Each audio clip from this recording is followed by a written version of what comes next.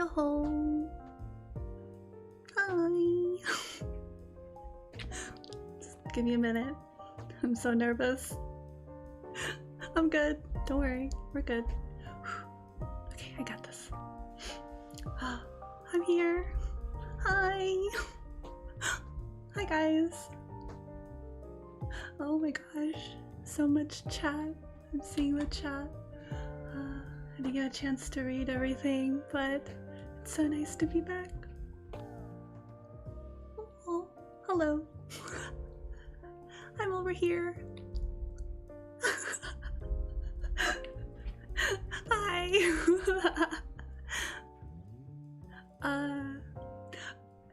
There's some technical things going on with me, but let me just check some things really quick.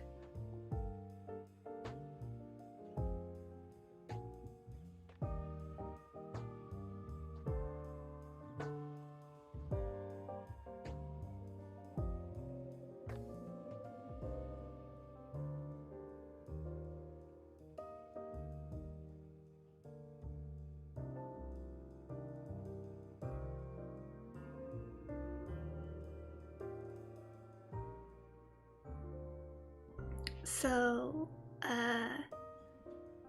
I'm just gonna be here.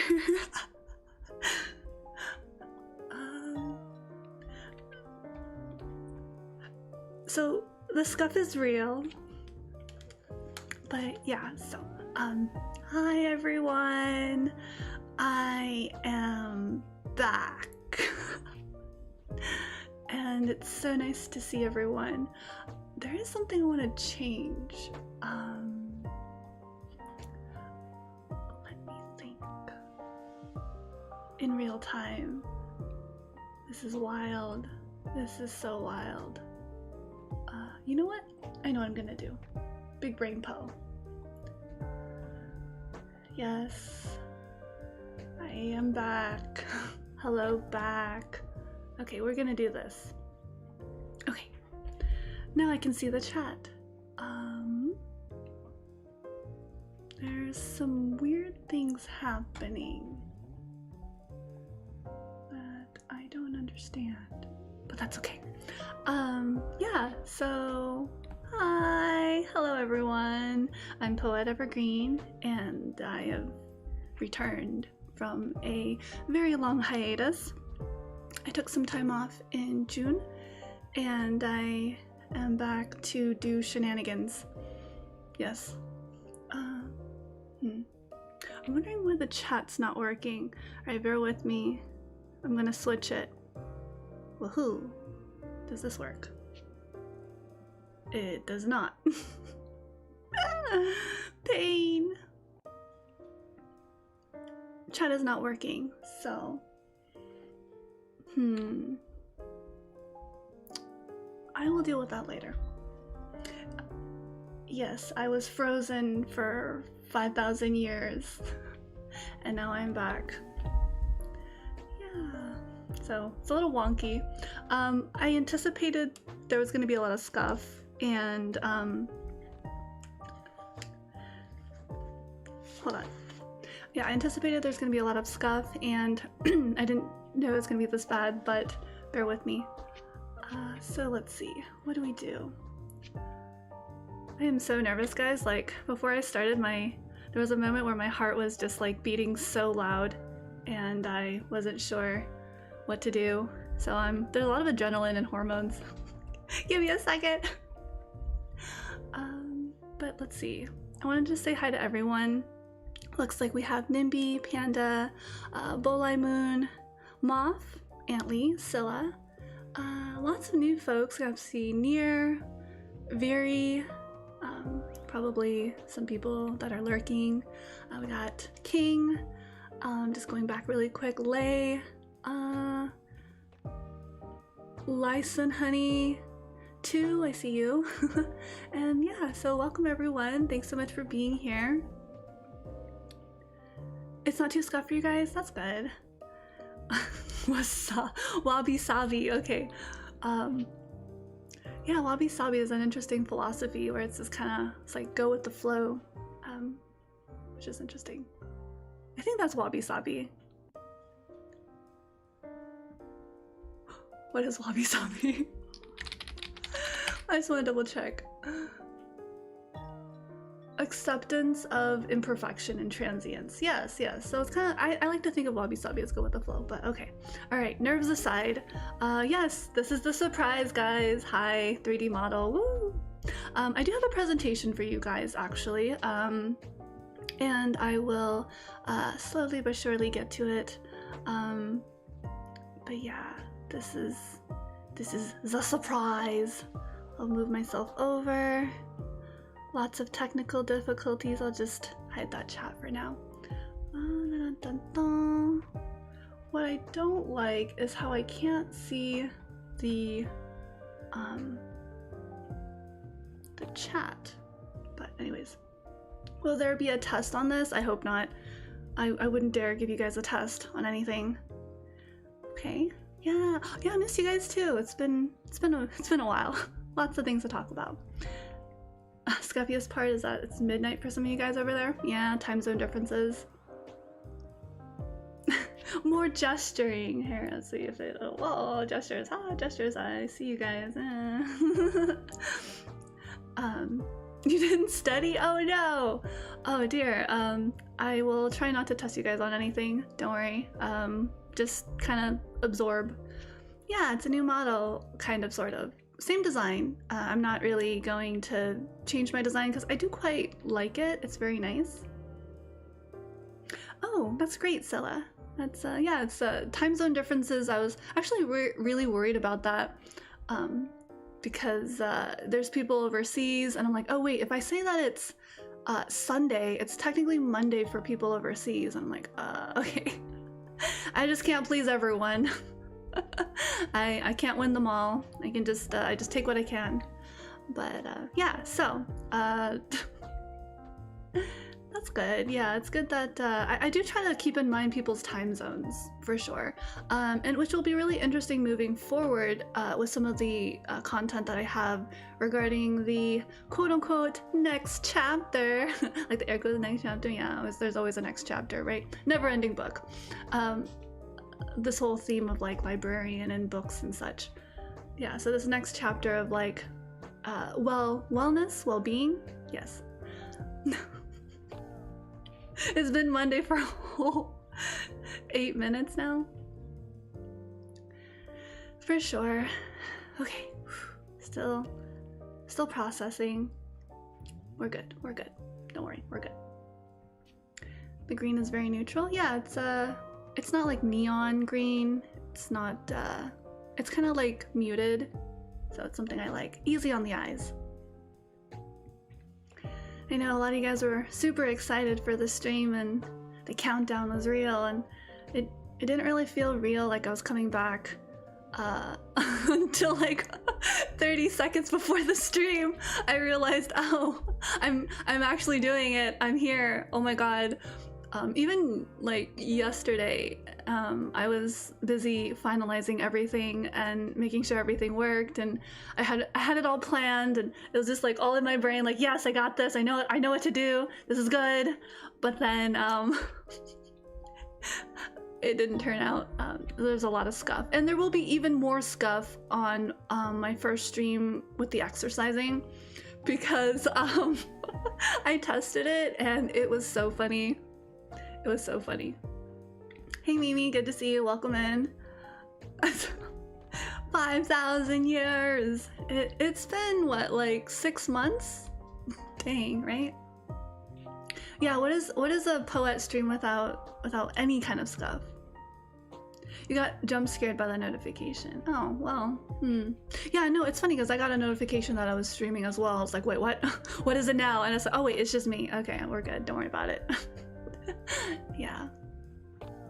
So let's do a quick check-in. A little bit of are we doing that? Okay, hold on. Wait, no, wait. Someone did it. I'm cultured. I like to think I'm cultured. Did I do it right? No. Am I cultured? Am I doing it?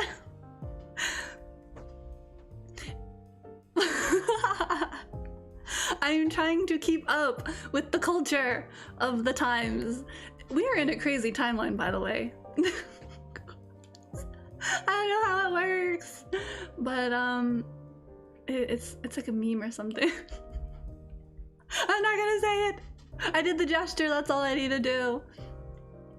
Yeah, you know what? I looked into what the whole 67. Sorry, back in the day when I was growing up, it was always the stupid number, but I never really got that either. But then I was like, oh, okay, all right, you guys are making that reference. But I actually do kind of think the 67 is really funny. It's like weird. It's like how do I say it? It's like no meaning, but you just kind of make it into something kind of like haha. So, and yeah, being called Unk for the first time and making sure that it meant uncle, and I was like, okay, just basically means you're old. Yeah, I'm doing my best to stay afloat in this world of constantly interesting situations, good and bad. So yeah, trying to navigate that. Yeah, so that has been something.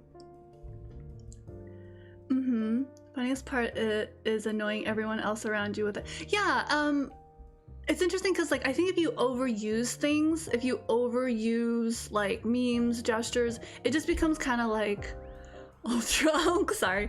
It kind of gets like that's the thing with my humor is like I also don't like to overplay things, you know.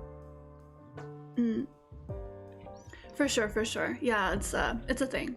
But anyways, I guess this is part of our check-in, is just talking about what like pop cultural memes and references. Restraint. Yeah. So sometimes I won't laugh at some of your guys' jokes because I'm like, all right, okay, calm down, guys. It's not that funny. And then I'm like, okay, it's teehee. You know, it's like a teehee moment. Yeah, for real. Bustin' no cap skibbity. Stop. No. I wasn't, no, not like this, no, stop. Ugh. I just face palmed, and now you can see like all of my gestures to the quite accurately if it catches it. Yeah, so like, hi. The world always changes, for sure. So yeah, really quick, just to kind of conclude check-in, how have y'all been? I'm an alpha gen. I wish. I don't think I can alpha gen. Wait, hold on. Okay, wait, okay, if I could just comment really quick. I had this thought the other day about like, and I asked people, I was like, is this just me, or is like younger people, their facial expressions are very neutral? No, but even like in the city as well, I noticed. I made this kind of like weird thought. I've been having some weird intrusive like shower thoughts while I'm not in the shower.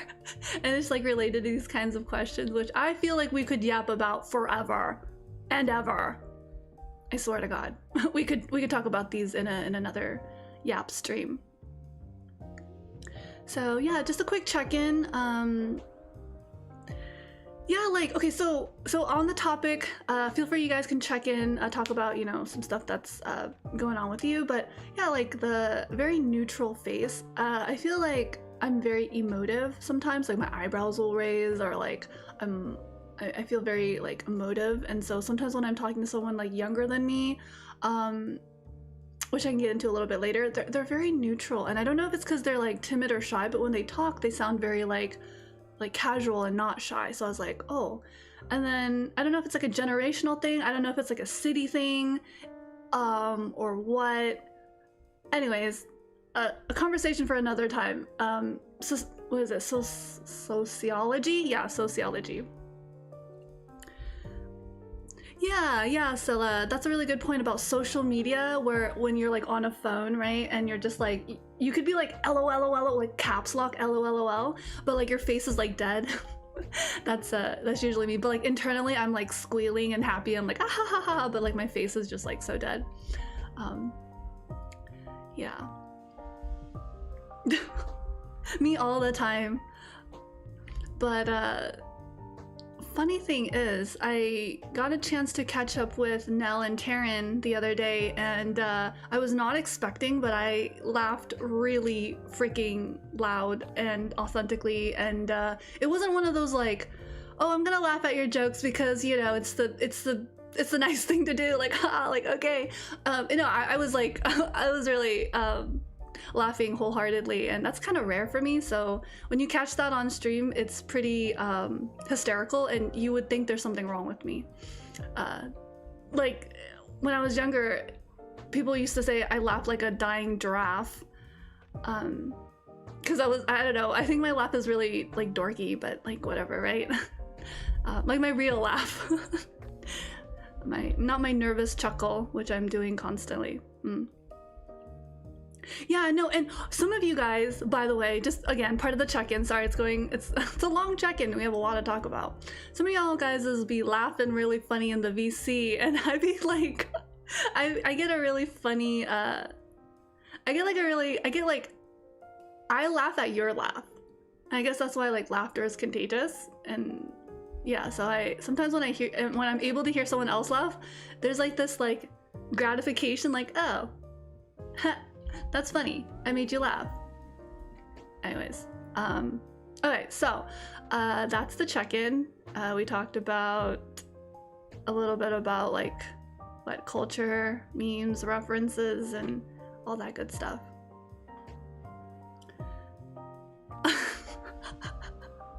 No, dude, oh my god, my sense of humor is really dumb. It's almost like never intentional. I'm pretty sure if I ever get a chance to hear you guys laugh, like really, like wholeheartedly laugh, right? Not like the filtered laugh. I probably also laugh at your laugh. So anyways, yeah, there is a Discord server. I don't have a link to it right now, and it's not really public, and there's reasons for it. I mean, it is public, it was public, and then like the Discord link invite expired, and neither me or the person who created the server even bothered, because it's like, oh, this is a good amount of people. There's really nothing going on in there. It's just a way to feel connected and feel like, oh, hey, you know. I did make a few rules and some boundaries about like Discord, but you know, it's just there. Anyways, that's Discord. I'll eventually figure out how to recreate another invite link and post it, but I don't know, I feel like if you guys really want to reach me, there's social media, there's on the streams as well, there's comment sections, there's my marshmallow. Actually, there's my marshmallow, which by the way I was reviewing before this stream. I don't know if it was a bad idea, but quite a mixed review. Yeah, maybe I can send those links, the invite to you guys later. 5,000 years. Is Cappy old enough to join my server? It was actually, yeah, I mean, I don't think it's ever been an issue about like the content that I produce, question mark, or the things I say. It's pretty wholesome, I would say. For me, it was more about like, can everyone get along? You know, is there gonna be some like weird interactions on there? Is it just gonna be spam? You know, like, and it's not very spammy. It's a very quiet community on Discord. So at one point I said, yeah, because the brain fully matures and develops, and usually you have your life together and you're pretty stable when you're 25. So I don't know. I just put a cap on Cappy. Teehee. Holdovers from the ancient yeah, yes, good times. Speaking about the olden times, this kind of leads me into my presentation, which I will be introducing a little bit about, like, I'll be like reintroducing myself to some folks. Oh, here it is. I'll be reintroducing myself to people who are like new-ish, returning viewers, new people who are just like, oh, what's this, right? And they can like watch the VOD or whatever. Who am I? Where am I? Transition. We are going to transition, da da da. You can't see me dancing, but it's a dance. Okay, so onwards to my presentation. Presentation, hand presentation, here we, okay, yes, presentation. Re-debut. This is not a re-debut, it's a return stream.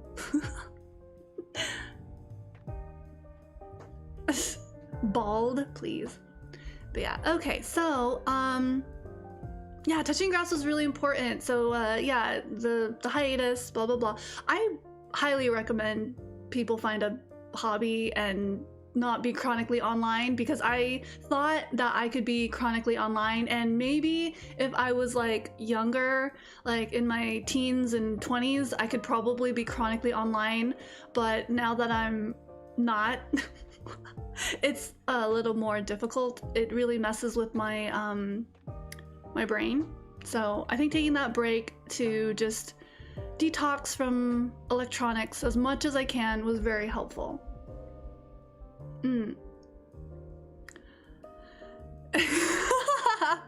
Looks like it. Smells like it. It's a re-debut. So not though. Please. So not. I refuse. I refuse to believe this is a re-debut. Oh gosh. Please don't remind me how bad my actual debut was. Not the one on YouTube. That one was okay. The one on Evergreen, the app. I felt so bad. I actually want to unlist that video, but it's like I was so nervous I couldn't even like properly form sentences. Yes, I kept saying the vibes. I was like vibes.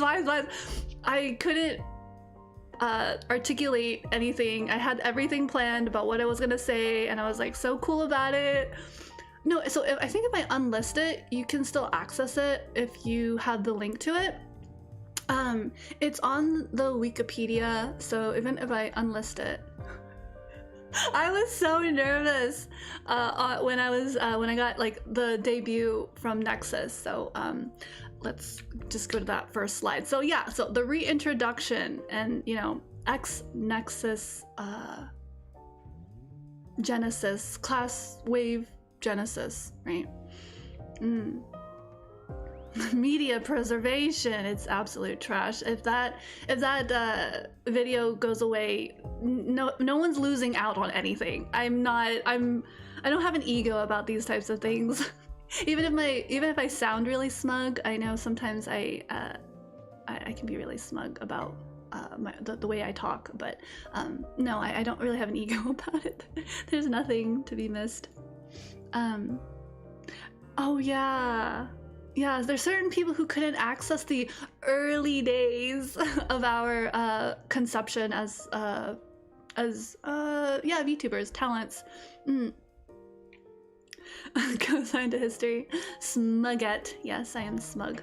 Let's see. Okay. You lose on something. Yeah, the ability to make fun of my my dorkiness. My dorkiness was something to be pointed and laughed at, I suppose. But that's kind of what comes with the territory of presenting yourself online at the discretion of whomever wants to comment on you, for better or for worse. All right, so yeah, as you guys know, Nexus gone, poof, talent agency. Yeah, that was a whole mini fiasco. I was part of the Genesis wave. Woo! Yeah, my theme, my concept is still interdimensional bookstore, clerk slash storekeeper, same thing. And yeah, I don't know, I like that concept. And to be honest, during my break I started writing again, and creative writing, obviously, and I was able to block out a huge chunk of yeah, and then people just like tagged librarian, store owner, bookstore clerk, sales associate. Here, buy this book. And yeah, but I think it's just easier conceptually for people to understand what a librarian is, and it's easier to say because librarian is one word, whereas like bookstore clerk is two, and it has like so many syllables, and it's like it's like more words to say, right? Retail worker, potato farmer. Oh no, the conspiracy theories continue. Yes, but so I was able to actually, I am slowly, very slowly, I wish I could like speed up my process, but I am writing a story, and I am very attached to the bookstore clerk slash interdimensional component of my theme, so that is staying. Yeah, multidimensional people. Yeah, and so I don't know if I want to, like, at first when I was like really motivated and I had all this momentum, I was like, oh, I could be like I could make lore, you know, but then I thought, oh wait, this is harder. Let me just you know, take a step back and try to write my own thing, and just like we'll go from there. We'll go from there, one thing at a time, guys. I get really overwhelmed, or what happens is like I bite off more than I can chew. Obviously, if that's not a track record, that's apparent. I'm very cognizant of it, and I try to do my best to like follow up with the things I say I want to do, but it's very hard after you realize, oh, there's limitations. But something that I like have told other people is when you set out to do anything, you want to have that momentum. You don't want to be like shot down immediately, because you need that like limitless creativity and like invincibility, right? That invincibility just to get something started. And then you kind of deal with it, like challenges and hurdles and limitations as they appear, and then you just kind of navigate it. Or you could just be super efficient and plan everything and then execute. But we're all a little different. So yeah, it's weird. Technically I'm a VTuber, yes, by technicalities, technical standards, technical definition, I am a VTuber. It's something, it's an identity, it's a term that I'm still trying to adopt and process for myself. You can't even see my hand gestures, but yes. I kind of feel more aligned with this idea of like content creator slash curator, especially the word curating. I like this idea of like curating information that's like informative, helpful, like resources. That's kind of like my thinking. But like it goes hand in hand, right? Because sometimes you have to create the content and then you're curating other people's content or information, right? Because like yeah, that's pretty self-explanatory. Yeah, and for whatever reason I put in these other descriptors of like myself as a casual gamer. I'm very humbled, and I do identify as like a learner. Like I'm constantly learning. I'm very much learning from you guys always, and from the community at large, right? Internet and just things that are happening in this industry and just around in the world. I'm not an expert, which is really funny. Side story, when I was being conceived in the Nexus days, right? Good old CEO said, your concepts, you're gonna be an expert. And I sat there and I was like, expert of what? And so that's kind of, that might have shaped some of my decision making into like choosing something that I feel passionate about, which is, you know, which you guys know, or some of you, if you don't know, I'm making bold attempts to make content related to mental health and wellness. So that's kind of the tone, yeah, that of my main channel anyways, so we'll see. The expert of what? So yeah, not a professional gamer in any regard, not very competitive, yeah, just playing for fun. The gaming channel, as you guys know, it's YouTube at Poette Plays. I think it's important to note that I'm derpy. That's I don't really want to take myself too seriously. Like, yeah, I'm not gonna be a complete joke. I want to have some self-respect, but you know, I am pretty derpy, and that's something to know about me. I'm pretty dorky as well, but whatever, right? So yeah, moving right along. Hello! Here we go. So if you guys don't know, my design is still by Katokage, and there's many elements of their design in my current iteration and design. So herpaderp. And I guess while we're here, you know, I didn't actually know this until it was a little too late, but I'm catching it as best as I can. Katokage has talked about this thank you, Scylla, for the subscription to the Poette Plays. Pachi. Thank you. Yeah, so if we can all just agree to respect, and I actually addressed this briefly in a post a few months ago, like a month or two ago, on Twitter, as well as on Discord. While I appreciate and I can understand the fun of like AI generated content, we're in a really weird time right now, and I don't know what's right. I'm not gonna say what's right. I'm not gonna be, what's the word? Sanctimonious. I'm not gonna pretend like I know what's right and whatnot. I'm just gonna say, hey, this is how it makes me feel, and this is, I think I just want to respect people's like policies. So anyways, long story short, you know, bottom line, let's do our best not to use AI tools if we can help it. So if you can, don't plug me into an AI. Just for now. I don't know, maybe in like 10 years AI is fine and like it's no problem, and I don't know. I really don't know. So but for now, let's just kind of keep it on the lowdown.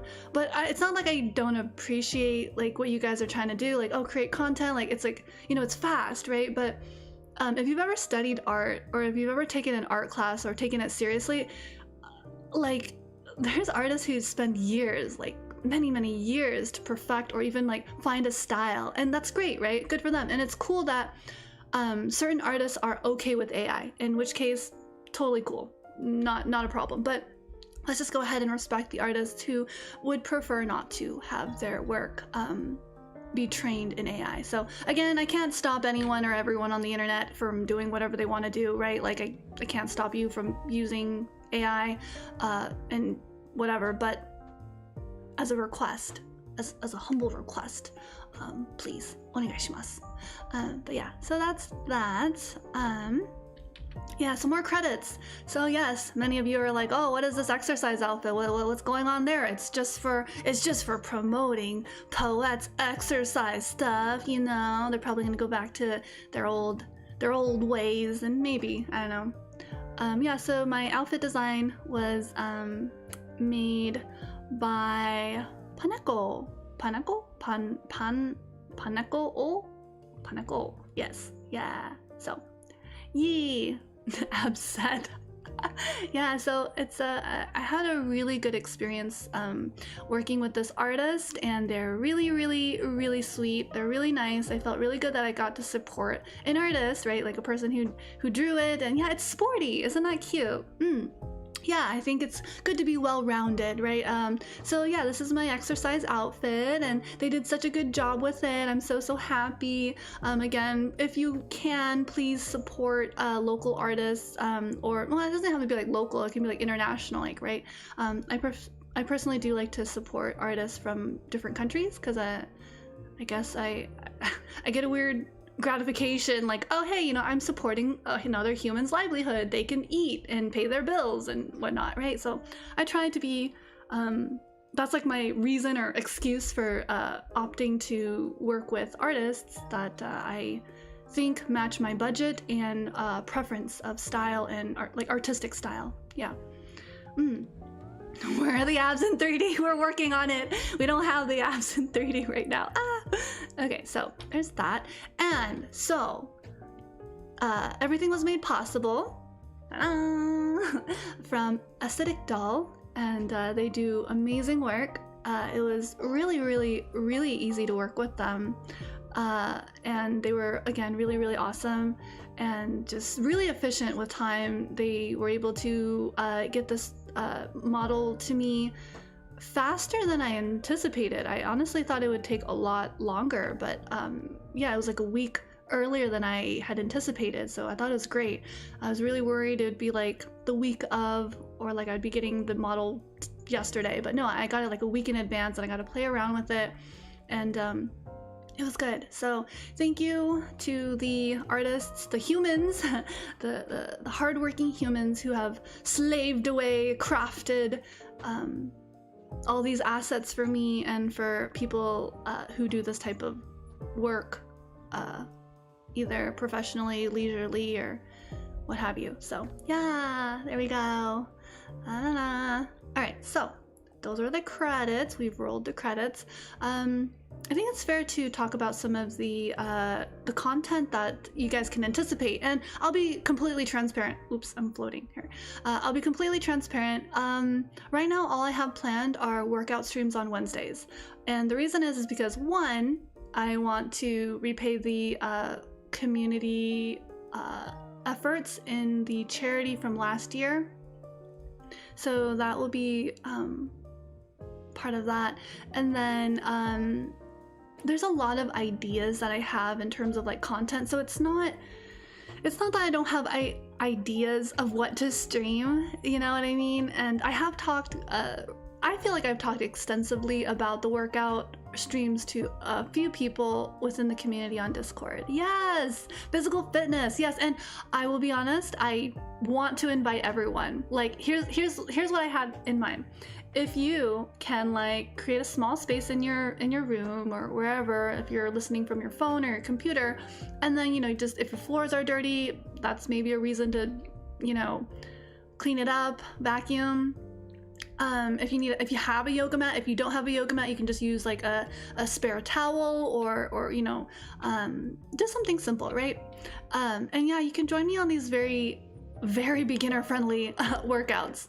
So I think it's very possible if it's something, and then depending on the time zones, right? Some people get off work really late and it's probably like 10 p.m. I would even be completely okay if people just did stretching, like, you know, touching their toes, stretching their back, you know, rolling their shoulders, doing some like head stretches. This is all very good. The reason why I'm promoting this and like really like this is really good is because during my break there was a period of time I was like really sore. It's aches and pains because I'm getting old. No, yes.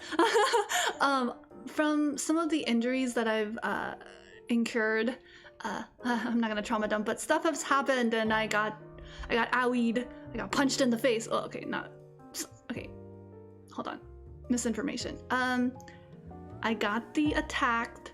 How do I word it? Okay, brain is malfunctioning. Yeah, so anyways, some bad things happened. I'm good now. Seen a chiropractor, yes, the whack doctor. I don't believe they're whack doctors. I have an amazing chiropractor and God bless them. And I'm just really grateful. So, yeah, so during that time on my break, I was like in a lot of pain and like discomfort. And I was like, you know what? I'm just gonna stretch. Like, I haven't stretched. I don't know what it's gonna do. And what it did is it really kind of just like relaxed my muscle a little bit. It kind of like, I could feel like, I don't know, like oxygen, like blood coming back into my muscles, because it was like really contracted and tight, like on my shoulder and like hamstrings. And so I just do like really, really simple stretches. Like I just touch my toes, right? Like do the ankle rotations one way and then the other way, you know, like roll my shoulders back. I did the door frame stretch where you like use a door frame and then you just like put your arm, you put your arm like this by the door frame and then you just like step forward into the door frame and it just stretches your shoulders. So it's like the door frame stretch.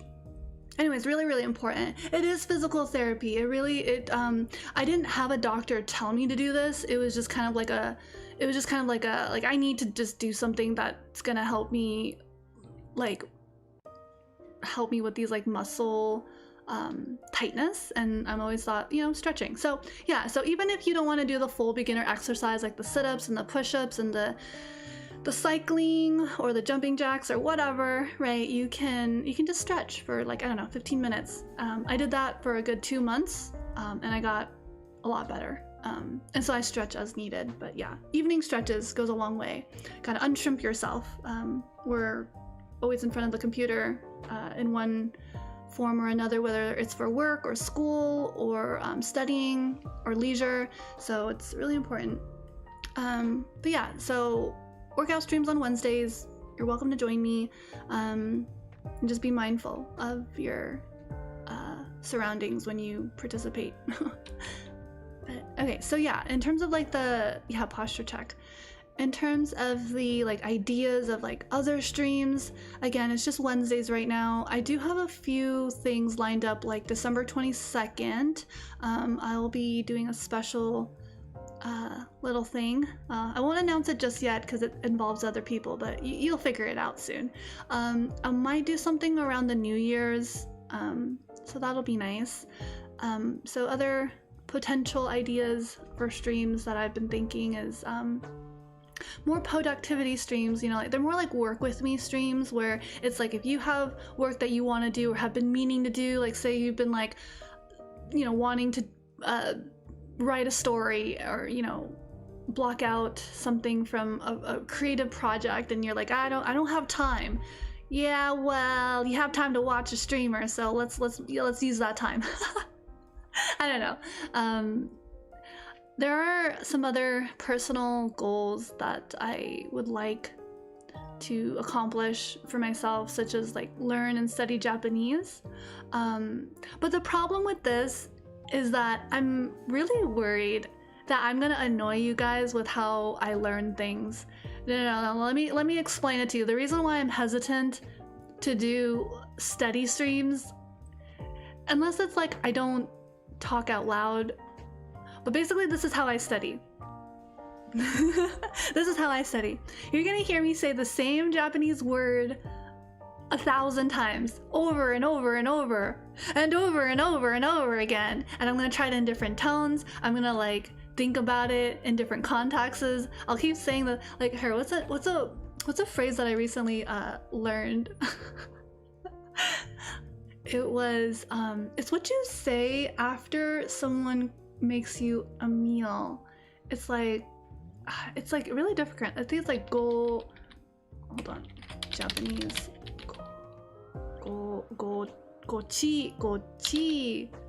Gochi sama deshita. I think. Let me double check. Gochiso sama deshita. That is this one. When I was learning this for the first time, gochiso sama deshita. So it sounds very robotic and like really bad. But basically what will happen is I'll be saying this for like ever. I'll be saying it a lot. Because that's how I learn. And so basically the Japanese learning stream would be me saying something like, what is it? Gochiso sama deshita, like a million times. And then it'll be like muscle memory at that point. So I don't know if you guys would enjoy that. Honestly, so yeah. No, itadakimasu is what you say before. So it's like, thank you for the meal kind of thing. No, learn, memorize. Yes, it's literally just brute force memorization. And I don't know, I haven't looked at other streamers of how they do like learning streams. I feel like it's more interactive, more just like fun, and you can just like, you know, you can just do some learning app. But for me, that never really does it. For me, like it's hard for me to retain something. But hey, welcome in. Yeah, Speedy Green, good to see you. Is this how I learned the German word? You know, it's funny. I can't read German. I know what word you're saying, and that's sometimes I say that, but I don't actually. Yeah, I don't know if you guys want to. We can try a Japanese learning stream, but I'm just giving you guys a heads up. It's probably gonna be like really. It is hard. Yeah, it is very difficult to learn a new language, and that's why like.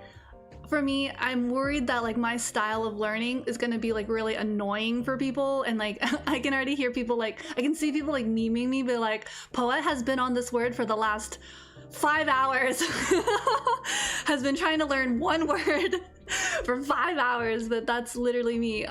Basically, there's certain phrases that I learned on my own just by literally saying it in my head over and over for like maybe like 2-3 months.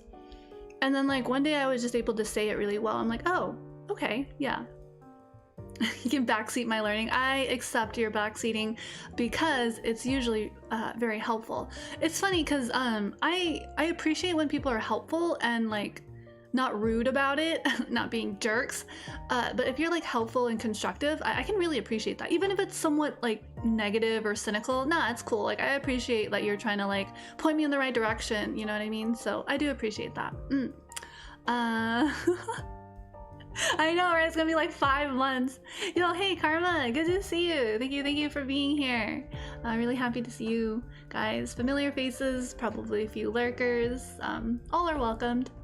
But we're just talking about like how I'm not at a deficit of stream ideas. I could do it all. It's just a matter of like energy management, time management, planning. I'm very particular about my my planning and stuff. I do remember you, Speedy Green. I know that you said that you changed your name, but yeah, I do remember. I remember a lot of people for the most part. I'm not sure why there's an insecurity about that, but it's okay. Yeah, it is the internet and like, you know, people change their names. But no, yeah, I definitely remember you. Thank you so much for tuning in. It's really good to see you, Speedy Green. I'll just go by the current name that you are going by. So let's see. Yeah, so we'll try a Japanese learning stream, but I have warned you. You have been all warned. I know how annoying it can be. I know my learning style, and that's why I've been very hesitant. I could do, someone did mention Duolingo. There's another language learning app. There's a lot of language learning resources out there, so it's not impossible. It's just a matter of like, okay, committing to it, right? Like the doing part, the like, I'm gonna do this, I'm gonna sit down, I'm not gonna get distracted. And not only that, it's not performative learning. It's like, no, I'm gonna like integrate this into like my brain, like the region of my brain that does language learning. It's gonna remember. What is it? And live stream it? Prepare? Sorry, Moth, what is that word? That's like, streaming it would be, yes, I do feel like streaming it would make it so that like I'm dedicating time, you know? Prep. Oh, okay. I could prep and then live stream it. Yeah. Currently in my like learning process, I am trying to learn this new word, as I said, gochiso sama deshita. So how I remember phrases like that is like I break it into like syllables or like, you know, chunks, but it's this weird transition. The so sama is a really weird sound for me. So the gochi so sama, that part is like I always hesitate and then it sounds unnatural. It's like saying thank you. it's like that hesitation. So I'm really like I'm a perfectionist. I'm working on it, y'all. I'm working on my perfectionism and my people-pleasing tendencies. I'm aware of it. But yeah, so anyways, that's me trying to learn something like a language. Oh, it's an app of a live teacher. Oh, okay, Preply. Huh, okay, I will look into that. if that's what it is. Okay, I'm trying to mute myself when I have to clear my throat because that's no fun to listen to. Yeah, the thank you, that's how unnatural it sounds when I say certain words and my brain is like still loading the second part. Sounds so weird. I'm very embarrassed about it, but like it's whatever. it's learning, right? You have to kind of be humble and you can't be afraid of like looking stupid or making mistakes, because how are you gonna learn if you're like you're not even allowed to make mistakes? That's I feel like that's very toxic. That's a very toxic environment to learn in. All right, well, cool. I'm truly an enigma. Yeah, so let's see what else is there. Yeah, book club is another thing I've talked about in terms of content, and it would make sense with my theme. And there's actually a lot of books that I would like to read. I recently learned this, well, not learned, but rediscovered this term, sundoku. And yeah, sundoku is like this phenomenon that it's like collecting books and then not reading them. That's me.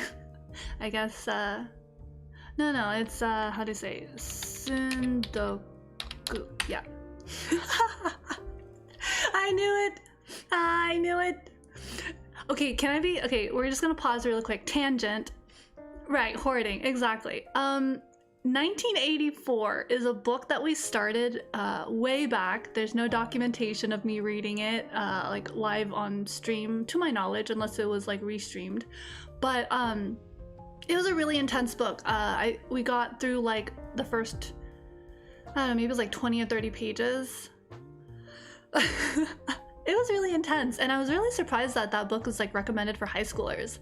But I guess I'm not surprised, because then there was like other kind of darker tones of themes that were recommended in high school. Like what I think there was like Metamorphosis.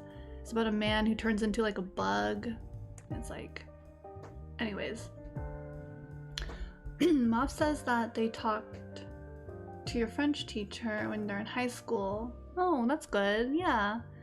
I think people can appreciate when you are trying, right?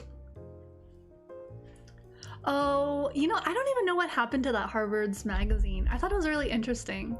Again, it was just me trying to motivate myself to read something, and I just picked up a magazine. I was like, all right, let's just test the waters. Never again. I am never picking up a Harvard economics magazine and reading it to you guys. Never. I will never do this. Yeah, Metamorphosis is yeah, some of those, but those books are recommended for high schoolers, right? So I was like, okay, because that's when I read Metamorphosis. It was around high school. What was it, like junior year? I didn't know there was a movie for it.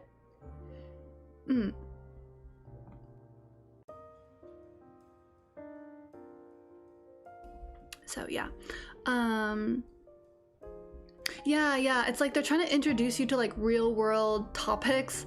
I think at some point we read The Bell Jar by Sylvia Plath, and that was really that was kind of, I didn't realize how intense it was reading it at the time, but it was pretty intense actually, thinking about it now. And then like kind of looking into Sylvia Plath herself, and I'm like, whoa, that was okay. Good to know. Okay.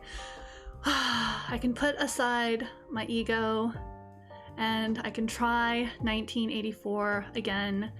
I can try. For you guys, I think I can do it. I will combate Poette. My sanity. What we can do is we can like read a certain chapter and then like talk about it. We can try. No guarantees. I actually have a lot of books. I checked out a book from the library. Give me a second. It's actually right here with me. It's called Wandering Stars. It's a novel by Tommy Orange. And I picked it up from the library. And actually, I was reading another book. Oh my god, now we're having book club like on my... I was gonna call it a re-debut. No, my reintroduction. I was reading another book called Tomorrow and Tomorrow and Tomorrow. Wait, was it Tomorrow and Tomorrow and Tomorrow? So there's 3 tomorrows. And it's by Gabrielle Zevin. Hold on. Tomorrow, if I can just spell it right. And Tomorrow by Gabrielle Zevin. Yeah. So I'm currently, is kind of still reading this book. And yeah, it was introduced to me because there was a real physical book club, but now it's today. Yeah, I don't know why that title is the way it is. I don't know if it's like a theme in the book, but it is what it is. Yeah, so I'm still reading it. I'm like halfway through. It's like a 300-page book, and I'm like, yeah, I'm almost done. I'm pretty sure if I could just again, sit down and not psych myself out and be patient with myself, I could probably finish it.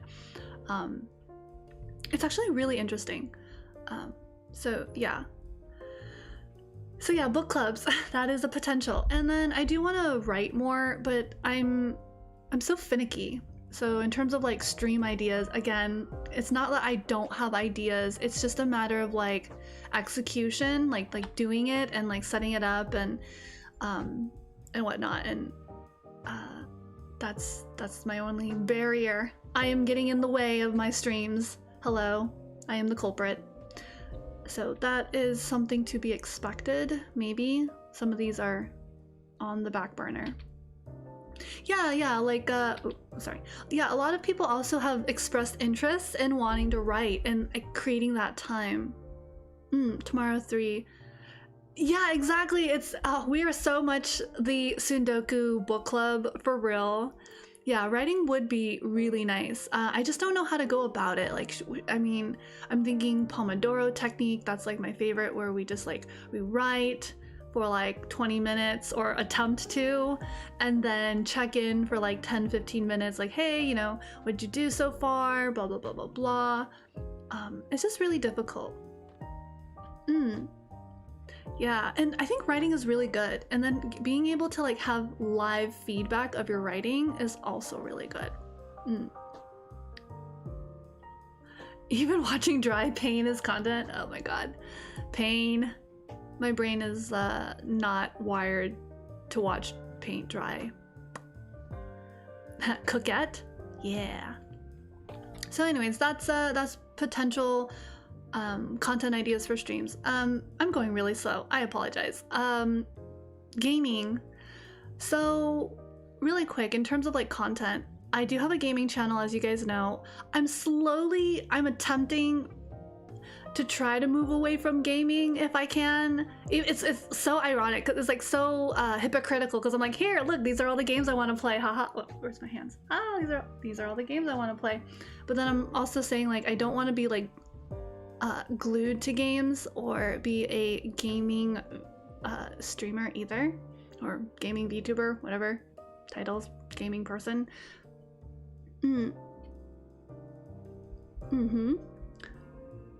Yeah, but it is nice. So this is kind of a dilemma that I've been facing.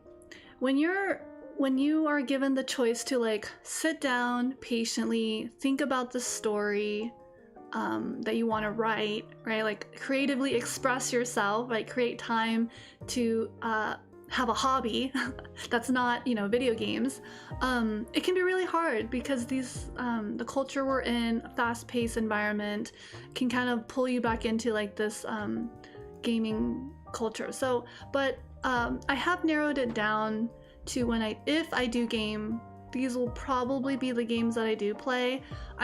I'm not too adventurous. I have tried new games, and I know a lot of people have really good intentions and try to recommend games for me, and that's so sweet and that's so nice, and I really appreciate it. But I'm old. I'm really old. I really enjoyed Team Fortress 2. That was a really enjoyable experience, especially since we had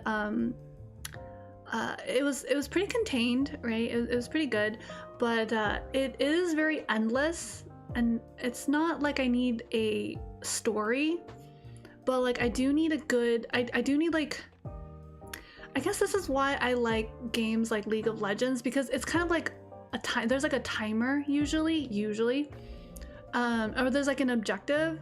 Whereas I haven't played Team Fortress 2 enough to really see like the objective. Yeah, it was really good. So I think what I'll do is, if I do integrate gaming into my streaming content, it will be kind of like a perk. It'll mostly be like community oriented. So I don't think I'm gonna make gaming my focus, like if that makes sense, but it will be a nice reward. So, you know, say if I in the future do another charity stream, and then maybe some of the redeems or rewards will be like, hey, we can all play something like Team Fortress 2, or we can all play team fight tactics or learn about team fight tactics. Because the thing with games like Team Fortress 2, Teamfight Tactics, and even Stardew Valley is that you can have quite a lot of people. Like Stardew Valley with a mod, you can have up to 8 people, which is pretty good. Team Fortress, I feel like it's pretty unlimited. I don't know if there's a cap. Maybe a server might have like a cap of like 20 people. I'm not sure. Teamfight Tactics, again, I think like at least what, like 8 to 12 people could play in a lobby, in a custom lobby. So again, that's really nice, right? Yeah, the cap is a little bit higher. Same with Among Us as well. These games, it's really nice for like community oriented interaction. So I think I want to save gaming content for that. Oh, okay, the max server cap is 36. Okay, yeah, so there you go, right? So like if there's 36 of you guys and you guys are really itching to play, you know, something and be a part of the space, and you can tolerate me and my derpiness and my dumb humor, I don't know, then, you know, that can be a perk. Among Us, yeah. Oh, I didn't know Lethal Company has mods. Really? Like modifications to oh, I didn't know that. Huh. 40 people. That is terrifying. I actually really enjoy Lethal Company, but I think, again, you guys need to know I am so useless in that game. I need to be handheld. I cannot play Lethal Company on my own. I will not play Lethal Company on my own. I will not. It'll be terrible. I will not be happy. Yeah, Repo was another game that someone recommended to me when it was like really trending and just came out, was released, and it looks really fun. Yeah. Oh, less scary. Oh, okay. Well, okay. Yeah, I guess because there's more people you can interact with potentially, that's gonna help you. Okay. Yeah. But Lethal Company, so these are, again, that's kind of my stance on games. Friend horror multi-chaos game. What could go wrong? What possibly can go wrong, right?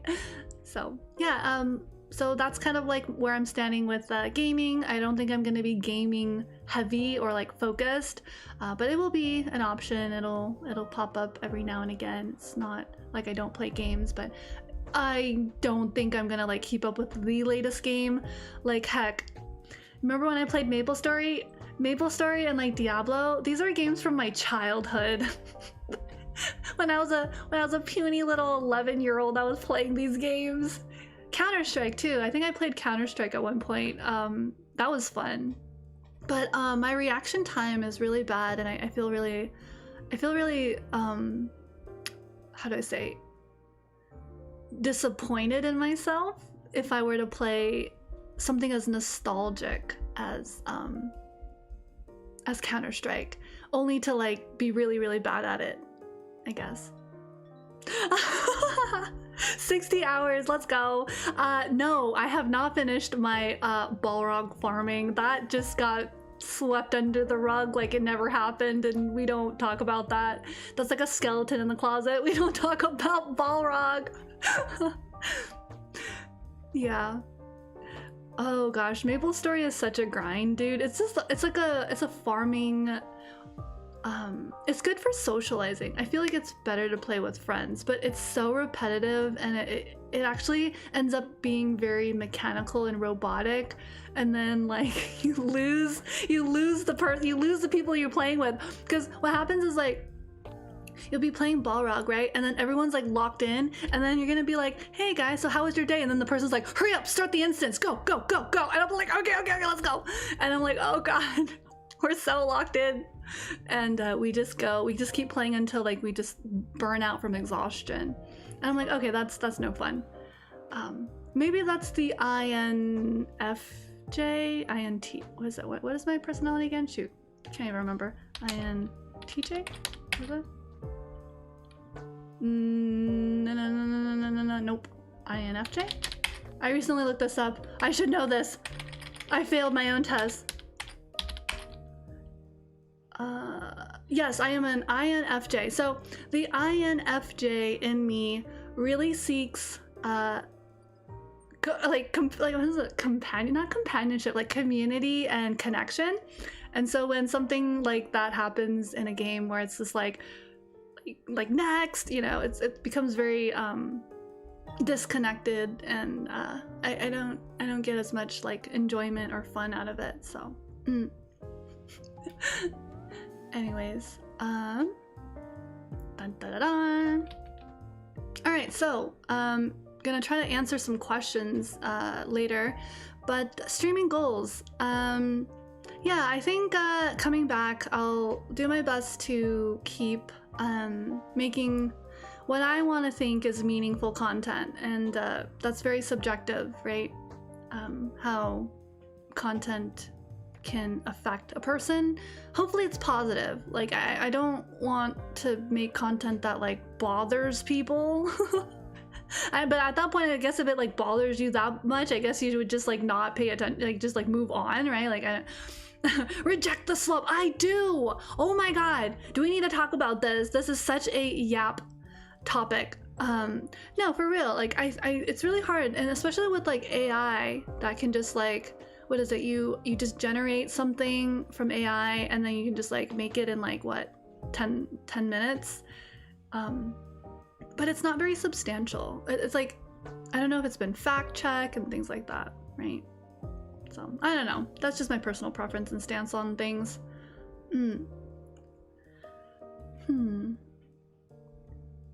Okay, well, yeah, that's very encouraging and nice to hear. So thank you, I appreciate it. I'm sure there's other people who like don't agree, but again, moving right along. I am hoping to continue collaborating with friends and, you know, make friends along the way, if that's even possible in this economy, in this industry. And then, yeah, and, you know, other former Nexus colleagues, I should say. So we'll see how this goes. I have a few things lined up, but again, no guarantees, right? Because it's all about like time zone differences, finding topics, and then like just getting to know people.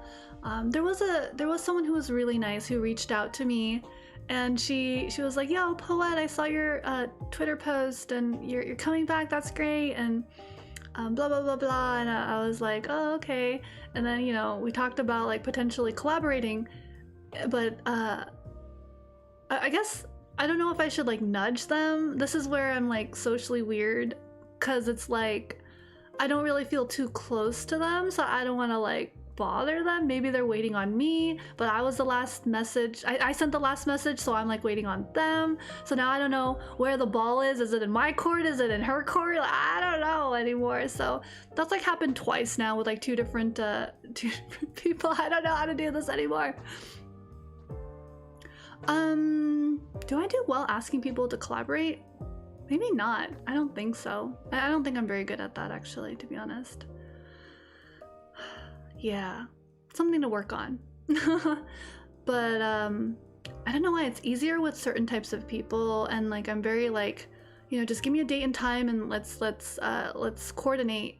But if I don't hear back from them, then I don't know what's going on. So I think there's a lot of things to consider. I don't take it personally, you know, like I really don't, so it doesn't really matter.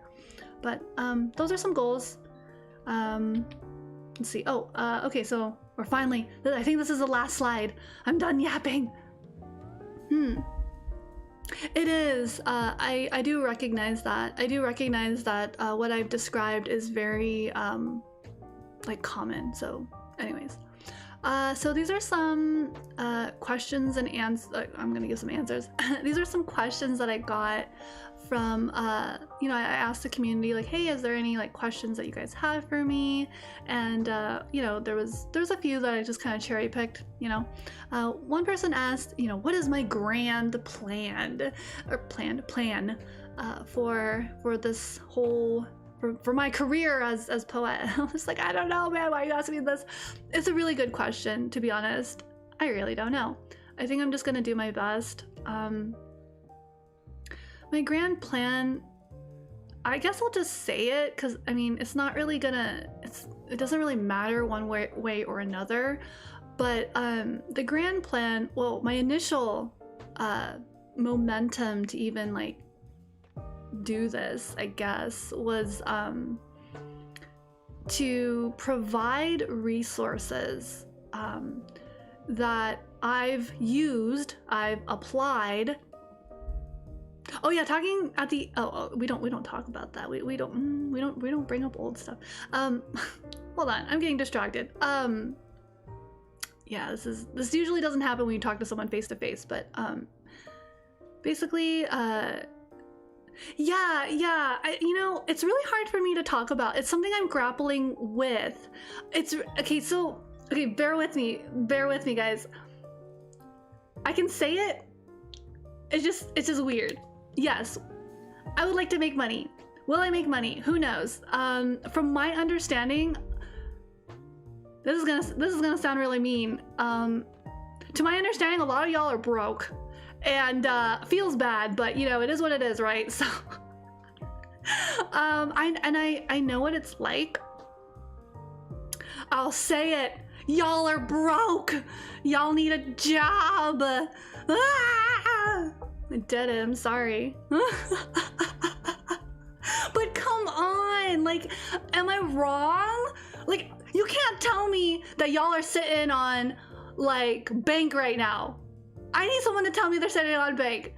Whales, no. Anyways, okay, I will put that persona.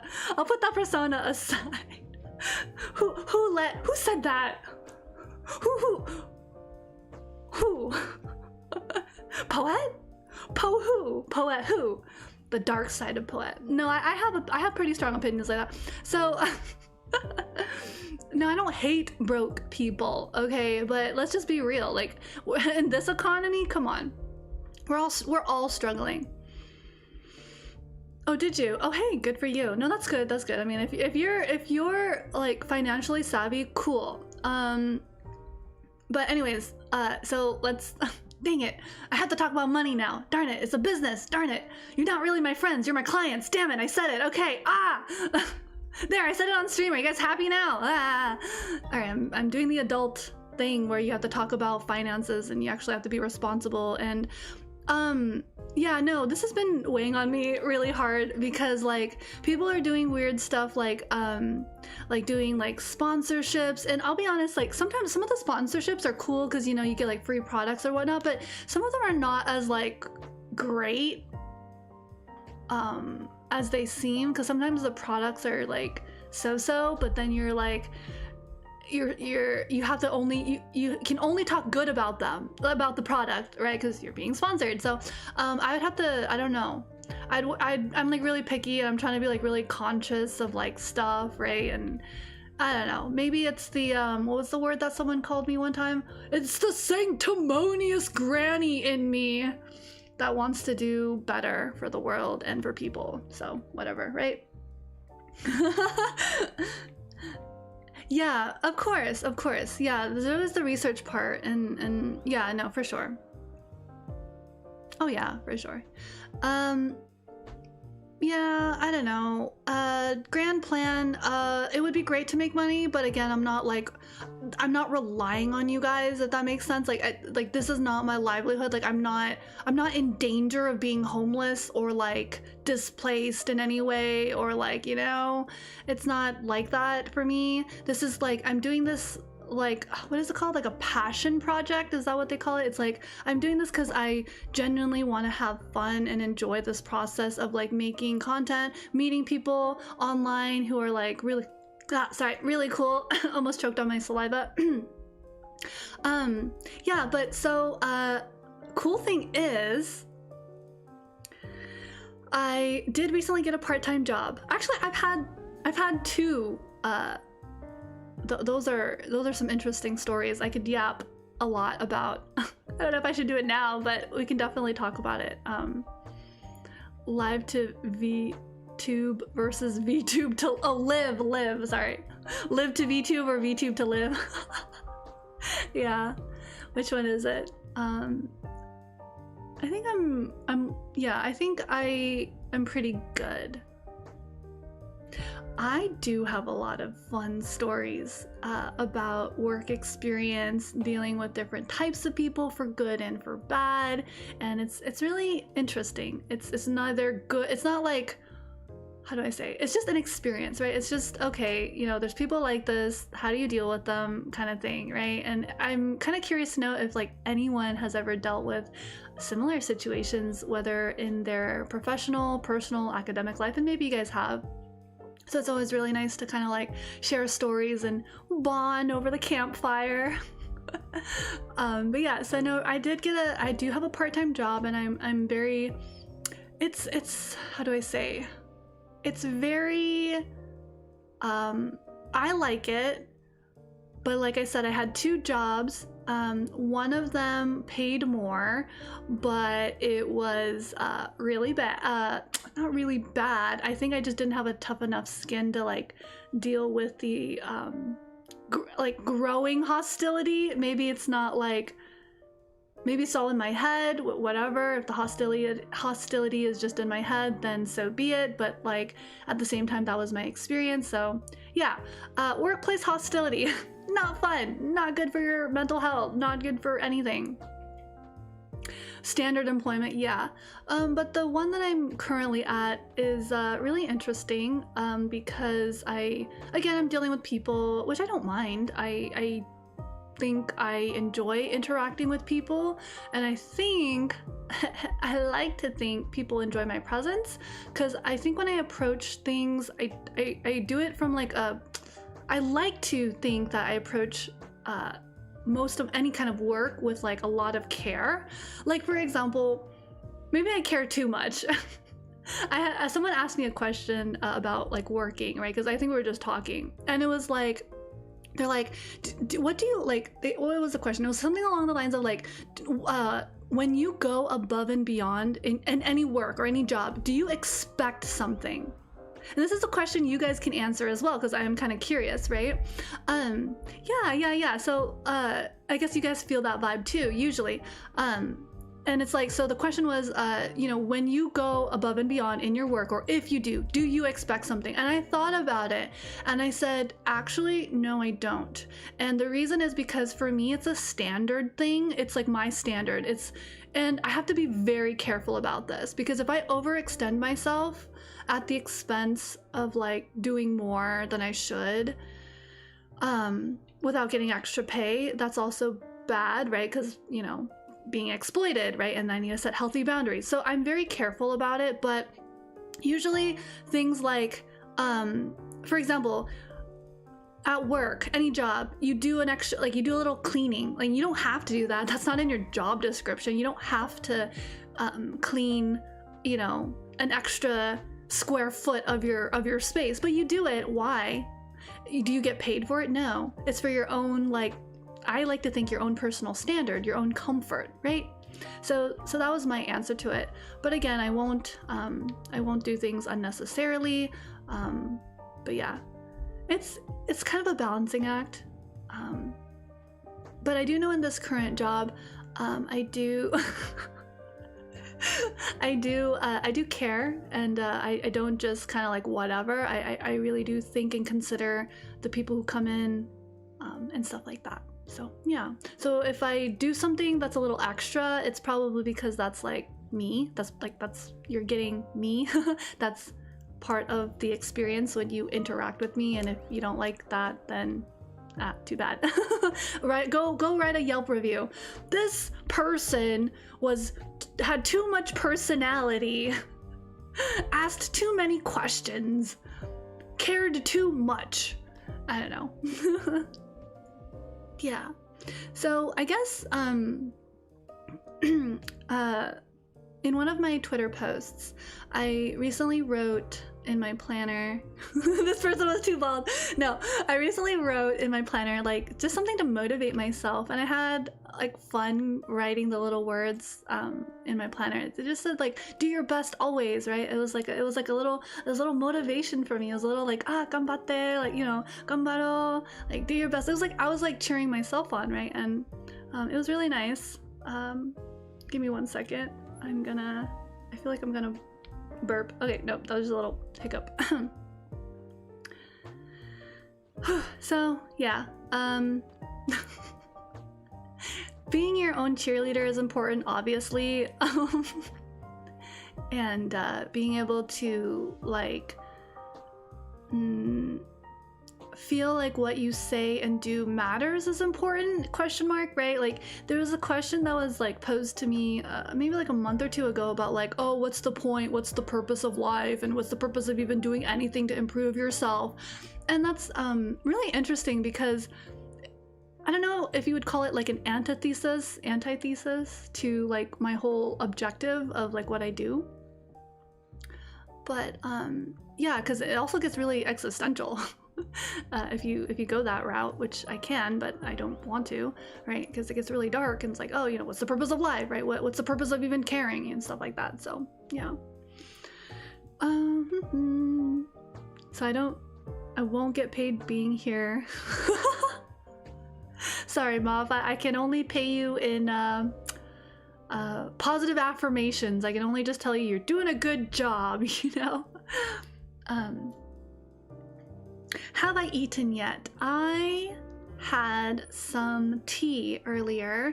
I got it at an Asian supermarket, and it's like a jar of like, it's honey citron tea, and I think they use like a type of like orange, and there's like orange peels in it, and then they like make a little concoction, and yeah, I had some of that.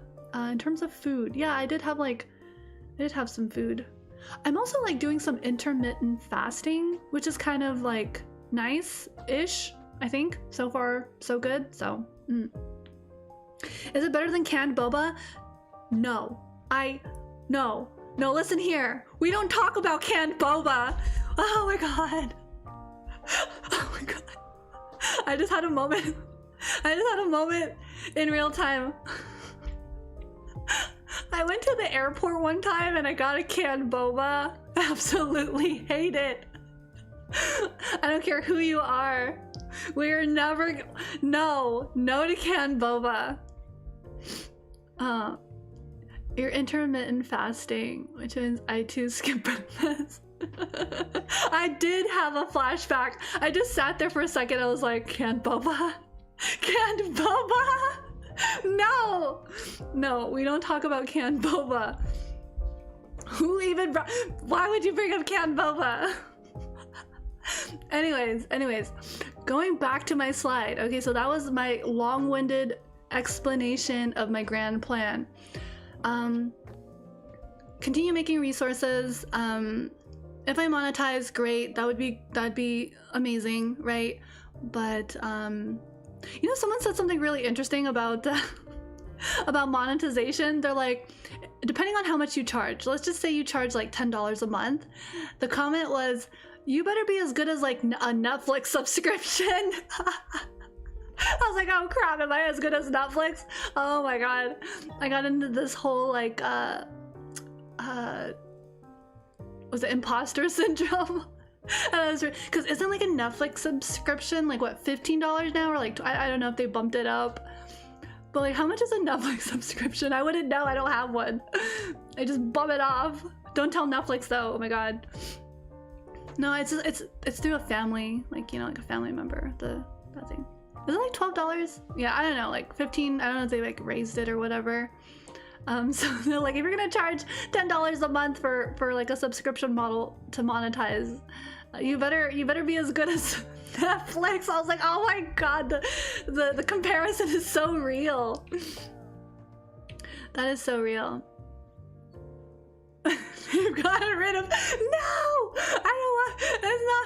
It's not me. I promise. I didn't do anything.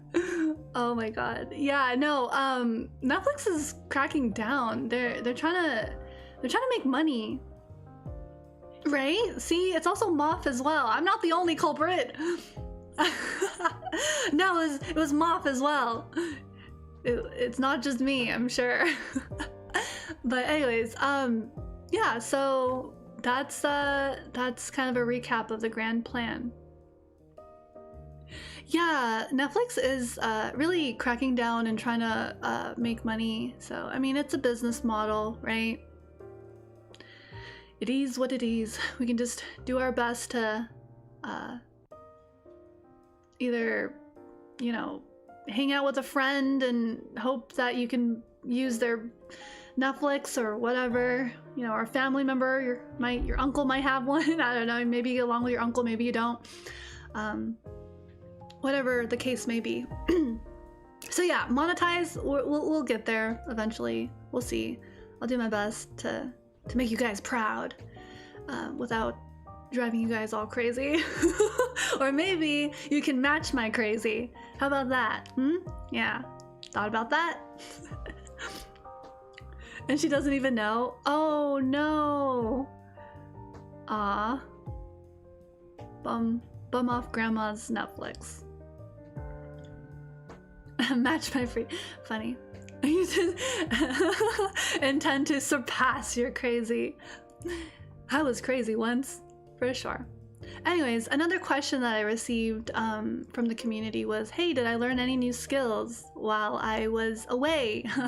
And actually, I think I did. I learned a lot of stuff, for sure. I participated in this like intensive program. It was only 5 days, and I learned a lot about audio and sound during that 5 days of this intensive program.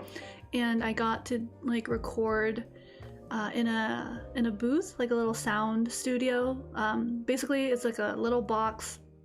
They had a really nice, I forgot what the brand of the microphone, something like Newman or something, but it was really, really good. It was a really good mic, and it was soundproof, little box, and you just close the door and it's super soundproof. And then yeah, give me a second.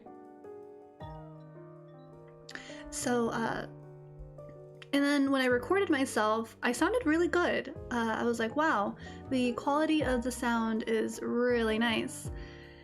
And yeah, it was really good.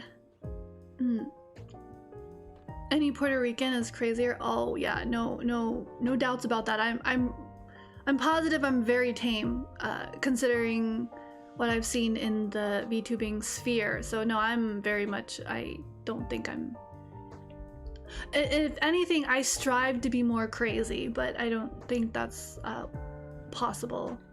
I think I'm mellowed out. Did anything happen after I did the peer support training from months back? Yeah, so that's a good question. I ended up like, so some things happened, which was really weird.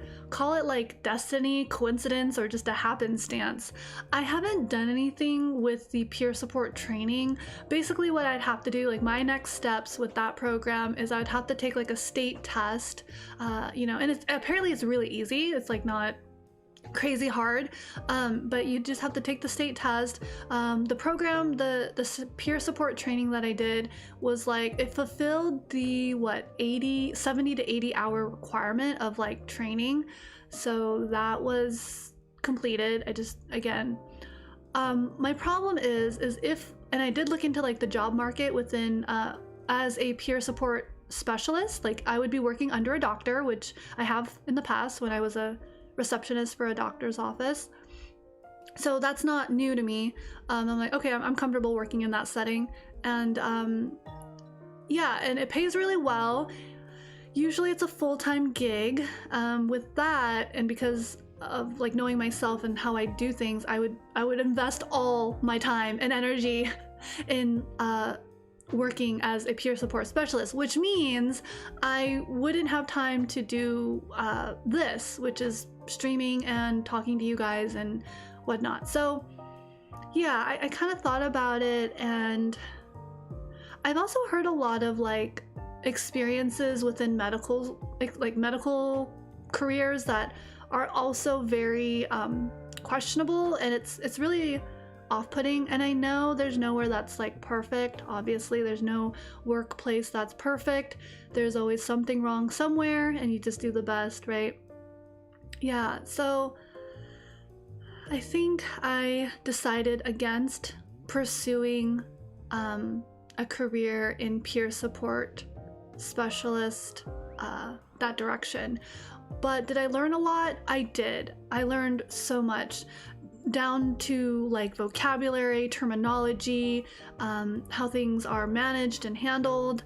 So for example, like it's a preference thing, but like within this field, you try to talk in like language that's more people-centered. So for example, I think it was like, you don't say I am autistic. Again, this is a preference thing. I don't even know why I chose autism. It could literally be anything. You would just say like, I have autism, right? So it's like, you're not the cancer, you have cancer. You are not autism, you have autism. So it's like these little things. I was like, whoa, that shift in language is very, very important, right? Because I think what can happen is like people get like, so for example, people who are like have addictive personalities, right? They think they are their addiction, like this is them, this is their identity. And I'm like, okay, I didn't know that it goes that deep. It goes that deep. So that was very enlightening, because I would have never known that it can affect someone's identity, sense of self, sense of like self-esteem, confidence. And I think this is why language is very important. And maybe this is why I get really upset when people, you know, say things that are, I guess, self-deprecating. I think when I was younger, I didn't realize how harmful it actually is. I learned that like there's a part of your brain that doesn't actually, it can't determine sarcasm. Like we can socially, right? Like, you know, I'm being sarcastic, you know, like I give the cue, the social cue, or like it's in my tone.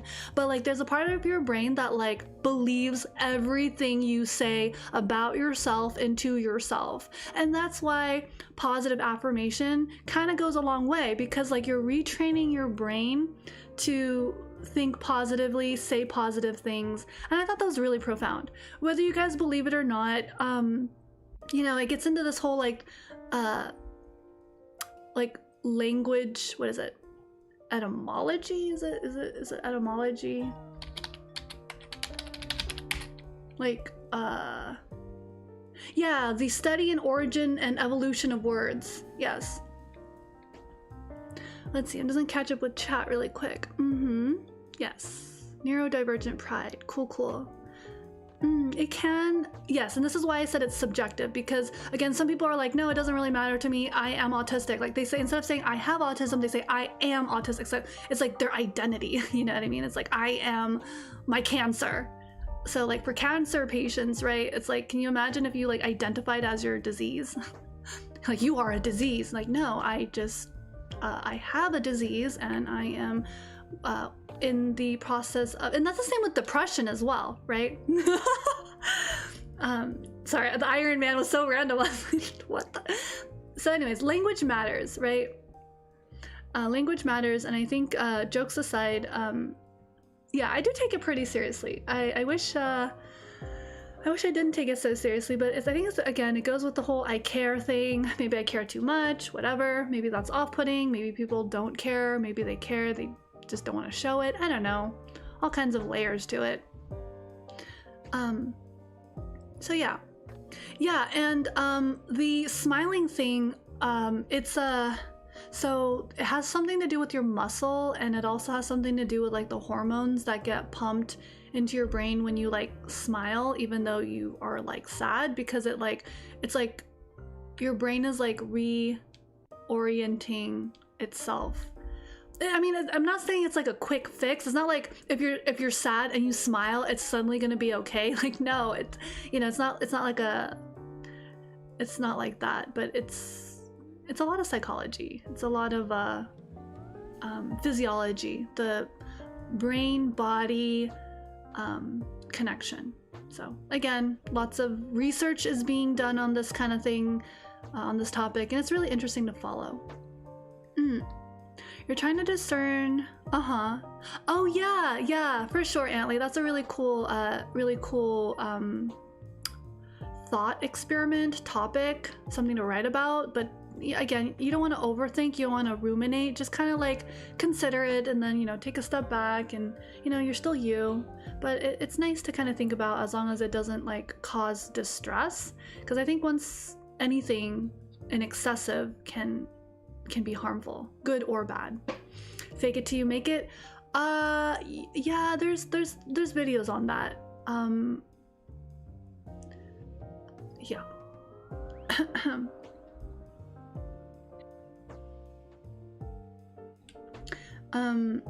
There's also some people who push back on the whole fake it till you make it mentality. Sometimes you just have to like you have to like show up where you're at as opposed to like being something you're not.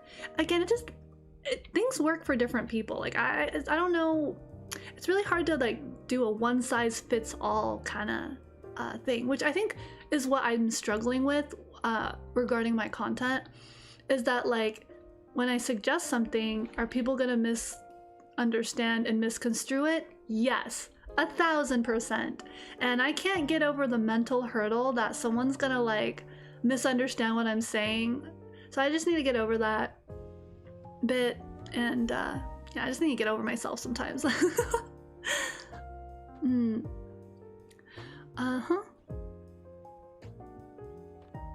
So it thinks when smile, be happy. Yeah, something like that. But it's not like black and white, some of the things you're saying, you know?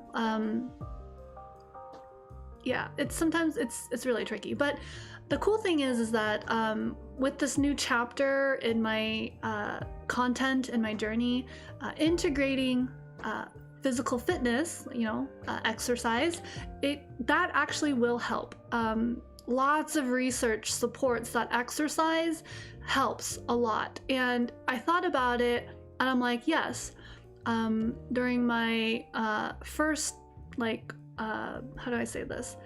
During a time where I was going through a very hard time, experiencing grief very, very heavily, I didn't realize that I was exercising almost every day for like many hours. I don't want to say because I don't remember, but I feel like at least 4 hours, 4 or 5 hours. There was one time back then, like years ago, I was in the gym for like 6 hours, or like it almost felt like the whole day. And I was just, I don't know, I was like cycling, I was like learning things. And I remember because like I was stretching. I looked at the time, so I did like 15 minutes of yeah. I don't want to get into it because like I don't know if people can get like super judgy, like oh my god, like who does that? Like I don't know. I just remembered I was just hanging out there and just like taking my time and like getting used to the space, because I think at that time I didn't really like public spaces as much, and so I was just kind of like making myself feel comfortable in that space. So I did spend some time there. Yeah, and then over time, as I stopped spacing out so much, right, I was able to be more efficient with my time. Yeah, this was many years ago. So, yep, it's been a process, it's been a journey. So I've been there. And so yeah, exercise, guys, I think it is very much part of like what I'm going for regarding health and fitness. Yeah, health and fitness, mental health as well. Yeah, there's this whole like brain chemistry that helps too, and like I'll be really interested to hear like any excuses of people saying like, oh, I can't exercise, I will die on this hill, I don't believe you. There are people with like physical limitations, right, even in a wheelchair, and they still get PT, like physical therapy from a physical therapist, and like there's exercises that are like, I guess, prescribed or recommended for certain situations. So it's really hard for me to believe a person says they can't. It's more like they refuse, or you know, it's different. Like motivation, you kind of have to like not think about it too much. You just have to just do it. And that's the thing about like exercise, is like you don't overthink it. It's like you either can or you can't. And this way it is very binary, and it can help when you're too in your head, you know, like when you're like depressed or in your emotions. Something to like pull you out is to literally just get up, move to a different room, you know, stretch up into the air with your hands up, I don't know, take a walk around the park, you know, just something to just like get unstuck. And sometimes that does take the physical, and we were talking about that brain body connection where like you smile and it's like supposed to like release different hormones and move different muscles in your body that your brain and body associates as like happier, etc. It's interesting. Lots of research on it. But anyways, yeah, so new skills. Did I even answer this question? I feel like we just ramble and yap and rant, ramble. Trying to create a new word, didn't work. Okay, learn new skills. Yeah, I learned a lot of different things in the intensive. I did learn a lot in the peer support program that I was in. Lots of experiences. I'm learning a lot now at my new part-time job, which involves not surprising. It's also related to like self-care, skincare. Yeah. Hello, Ruben. It's good to see you. Welcome in. I've been doing better. I've been doing well and existing, right? Ramble train. Very classic. Exactly. So right now I'm in the process of learning more about skincare products and ingredients because it is kind of part of my job. People will ask me for recommendations on like products for like, I don't know, sensitive or acne prone skin, and I have to like recommend some things for them, or just tell them to do more research. But yeah, so I did a lot of self-study, and I so far help you look pretty. I would love to. I'm sure you're flawless already, right? So yeah, I self-learned about vitamin A, particularly retinol, and how that works. I did a lot of Googling and YouTube videos. It was really helpful. If I could just be really nerdy right now. So retinol, this is my understanding, right? So ordinarily our skin sheds every 30 days. Like that's the typical cell turnover rate. But if you use retinol for like at least 2 months or 3 months and it's, you know, really taking effect, the retinol in like skincare products can help that cell turnover rate, and your skin like starts shedding 14 to 21 days. So it's a little bit faster, right? And so what happens is like new skin cells are being pushed up, and so that's kind of like, you know, you're out with the old, in with the new kind of mentality. And so in that way your skin gets brighter because of the literally new skin cells are forming. But you have to be careful with retinol. I'm not a dermatologist. I don't think it's for everyone. It can be very intense. Like 1% is like a lot. It will burn your skin. So you want to start off with 0.1% of retinol. 0.1, so 0.1%. And even then, you kind of want to do it like incrementally. So for example, you want to try retinol. You put it on somewhere like as a spot treatment or under eye or on your skin because you're trying to get like, you know, pigmentation or your skin looks rough. So you try a little bit of retinol on a Monday. You're gonna monitor that spot in that area for like a week. And if it doesn't get dry, there's no irritation, there's no itchiness, there's no redness, then you're good. Sorry, I'm laughing at Panda's comment. No, bad, burning bad, burning, no. Then you just, okay, so then you're good. So then you'll apply the retinol again on the next Monday, right? Choose a day, whatever. I'm just using Monday. And then it's cool. No. You're good. And then you monitor it again and you're like, this is looking pretty good. Then you can like apply the retinol again on a Wednesday, right? Again, continue monitoring. Hello, welcome. Hi, welcome, Ghost. So I'm just talking about like some things I've learned and some self-learning things that I did over the past month. And I'm learning about skincare because it's related to my new part-time job, which I'm super happy about. I can help find products or recommend products and inform people about skincare products, which is part of self-care. But I don't like to oversell. I just like to inform and let people make decisions on their own, which sometimes means they don't buy the product until they do the research. So anyways, that's good. That makes me feel good. It's not commission based, so it doesn't even matter, right? So yeah, retinol, vitamin A, retinol. Retinol is really interesting. So it's good for oily skin, and I haven't learned the science or the chemistry of how retinol helps with oil. Like, so it's good for oily skin because it helps reduce the oil. It interacts with like sebum, which is the stuff that's like in your skin that's like forms with excess oil. But anyways, yeah, so that's retinol. Then I did some research on vitamin B3, which is also called niacinamide, big words, but yeah. And apparently that's like the MVP of skincare because it's neither acidic or too base. So it's neutral. So it literally works with other chemicals, and it's also like really good for the skin. Yeah, so that's good. It's found in some products. Yeah, so I'm slowly making my way down, learning about different things. I learned about this new thing called Reedle shot. Hold on, Reedle, R-E-E-D-L-E. And it's Korean skincare technology. And it's really interesting. It's micro needling in a bottle. And so it has like this organic, like I think it's from the ocean. I don't know if it's like a sponge or like coral, but it's microscopic.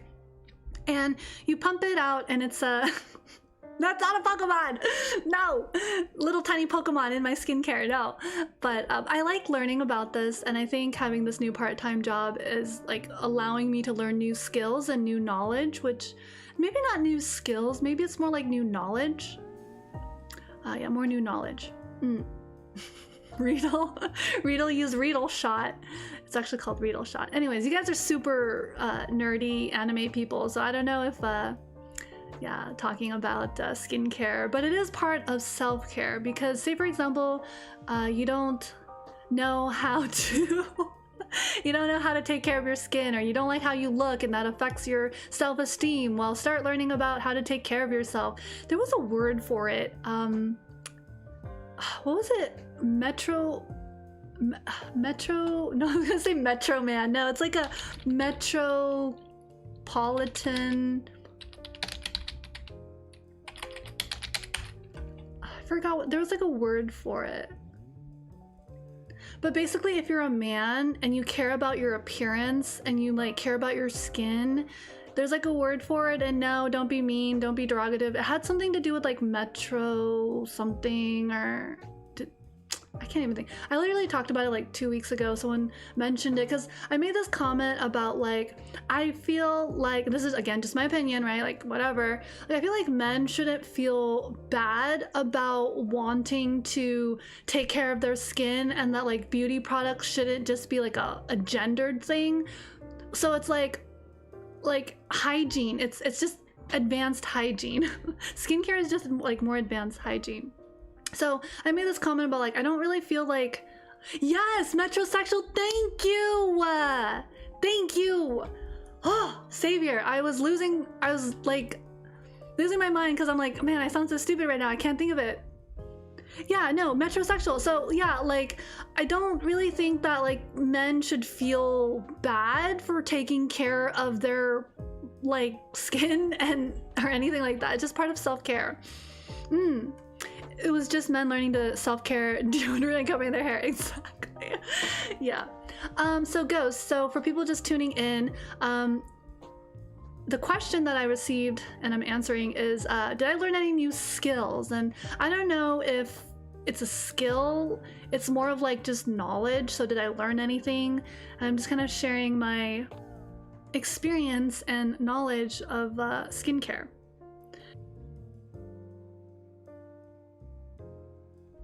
So yeah, that's something that I was working on. It's pretty goated. Oh, do tell. Ghost, do you use niacinamide? Niacinamide. Yes, it is niacinamide. I've been adding an extra N and calling it niacinamide because I don't know, there's something wrong with my brain and like something wrong with my like speech, because like sometimes I add letters to make it like sound better, but it's so not right. Niacinamide, right? B3, vitamin B3. Yeah, really cool. So I learned about that on my own, self-study. Oh yeah, I've heard really good things. Sorry, big words, bad at this, but it's hyaluronic acid. Yes, I've heard many good things about that as well.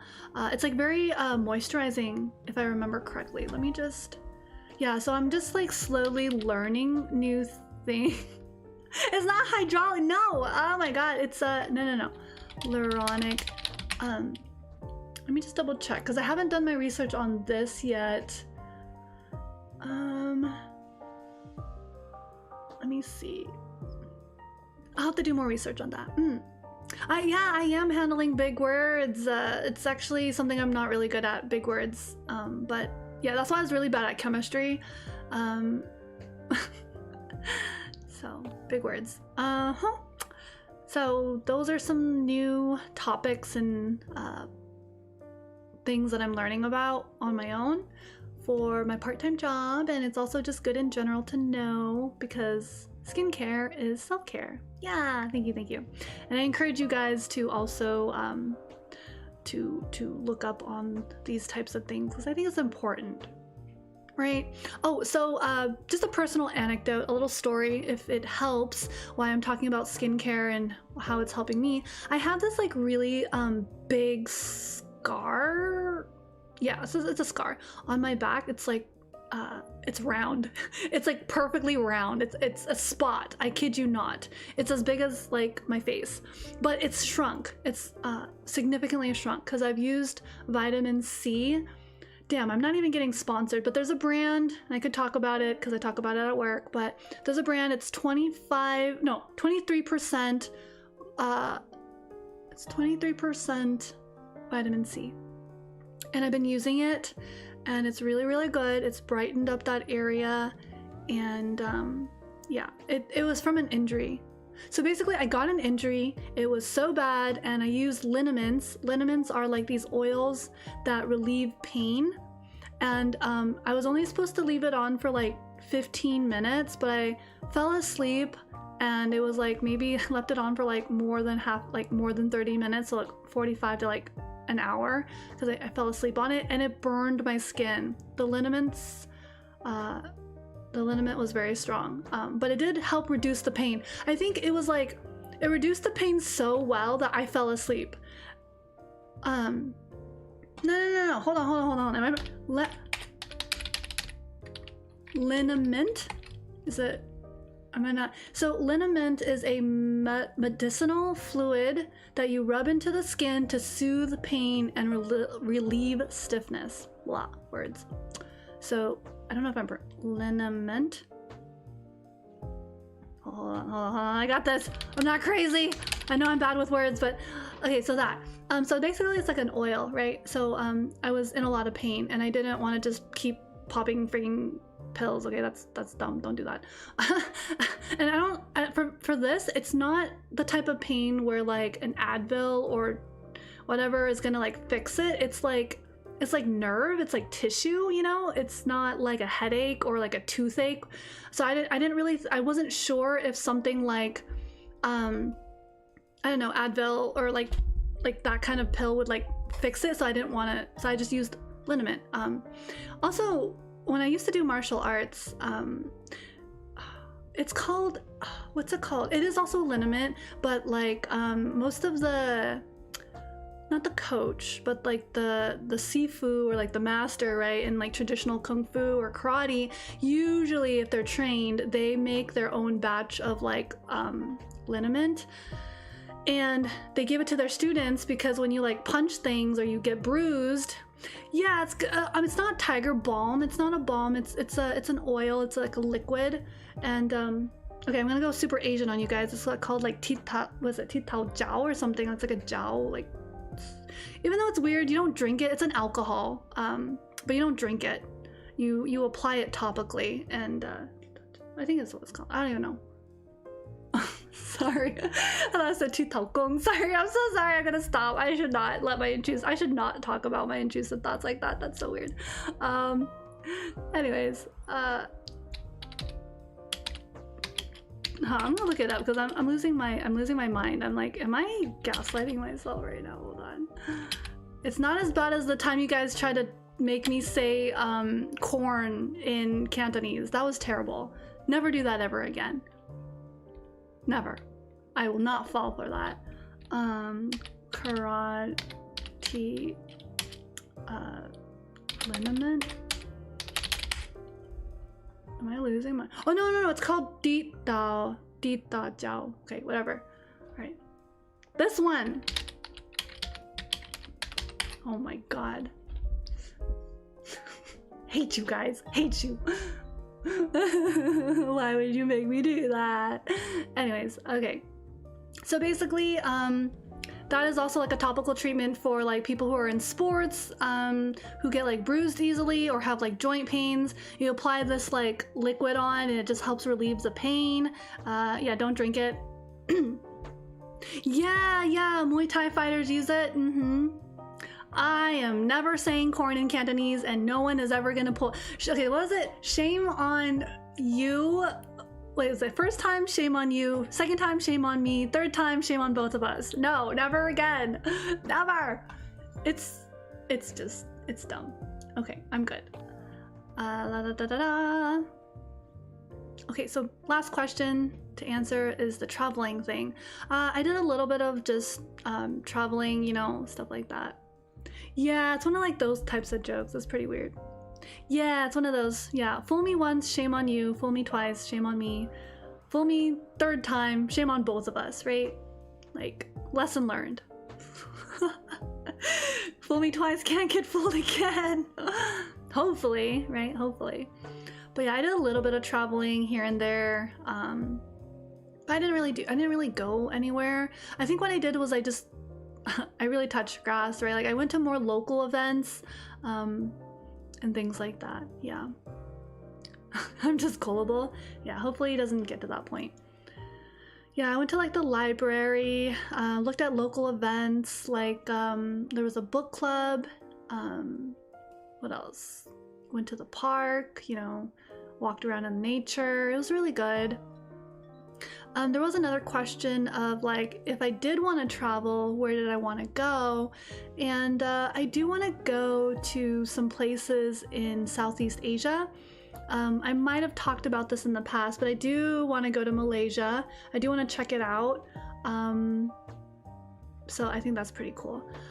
My grandmother was born there, so I would like to just kind of see and check it out. And I do have like a friend there. I could say she's a really good friend. She's really nice. It's just like we don't talk constantly, but she's really nice. And I don't know, she always makes me like, she always knows how to like make me laugh. I don't know why. It's like every time I talk to her, I'm always like smiling, and I don't realize it until I'm like, why does my face hurt? I'm like, oh.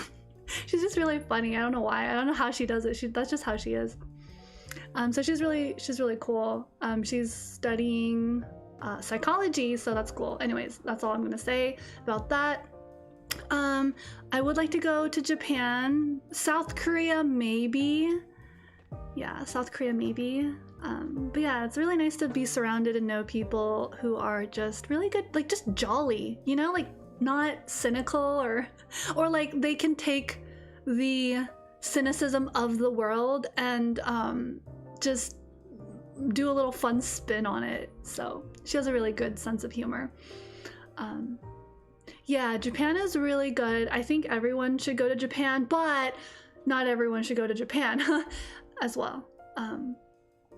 Because like I saw a lot of like influencers doing really stupid things in Japan and just being a menace.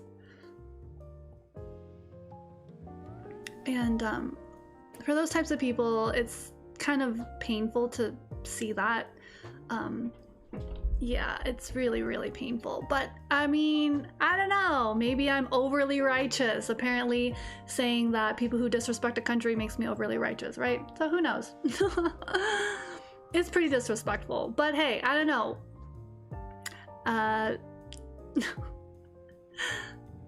So hey Luigi man, it's good to see you. Hello, hello. Whee. It's really nice to see some familiar names and reconnect with folks, and yeah, it's really good to be back and hang out and chat. Lots of things to talk about, honestly, from like books to a lot of media that I consumed, anime particularly. I watched a lot of anime during my time away and it was really good. But yeah, but for people who are just tuning in, I'm talking about like places I want to travel to. So yeah, yeah, it's pretty bad.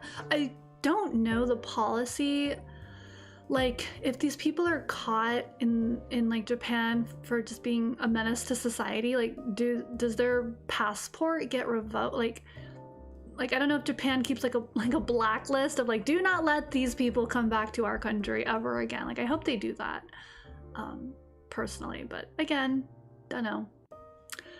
In terms of anime, you know, I wrote down a list. I think it was like 14 anime in the span of 4 months.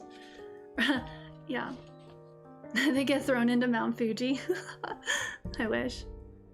They probably have been blacklisted. Maybe, I hope so, you know, like, it's just really embarrassing. But yeah, so, you know, just kind of segueing from like the downside of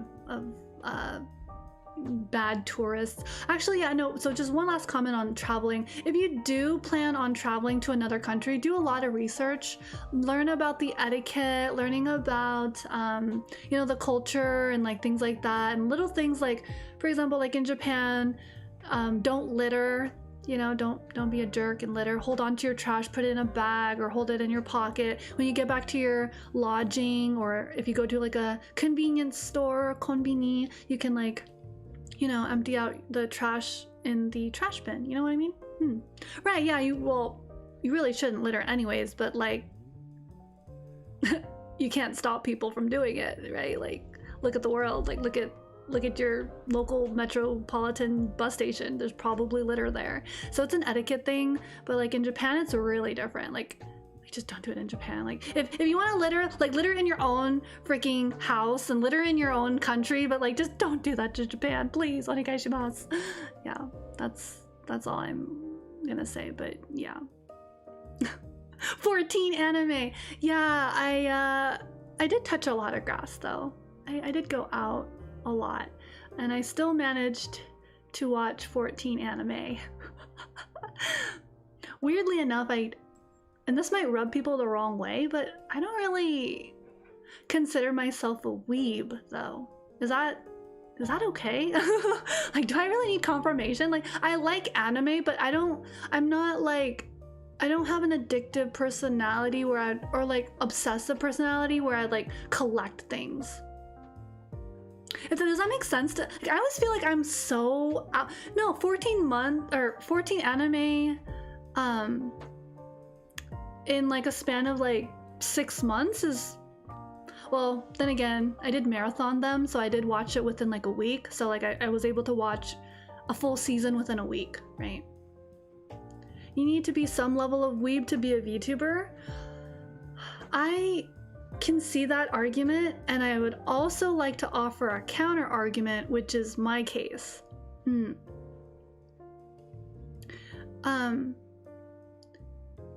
For a very long time, I kind of thought that having like this little character is like the same as like, how do you say, like how do I say this? Like, I just thought, yes, I am presenting my counter offer. My brain is working on it.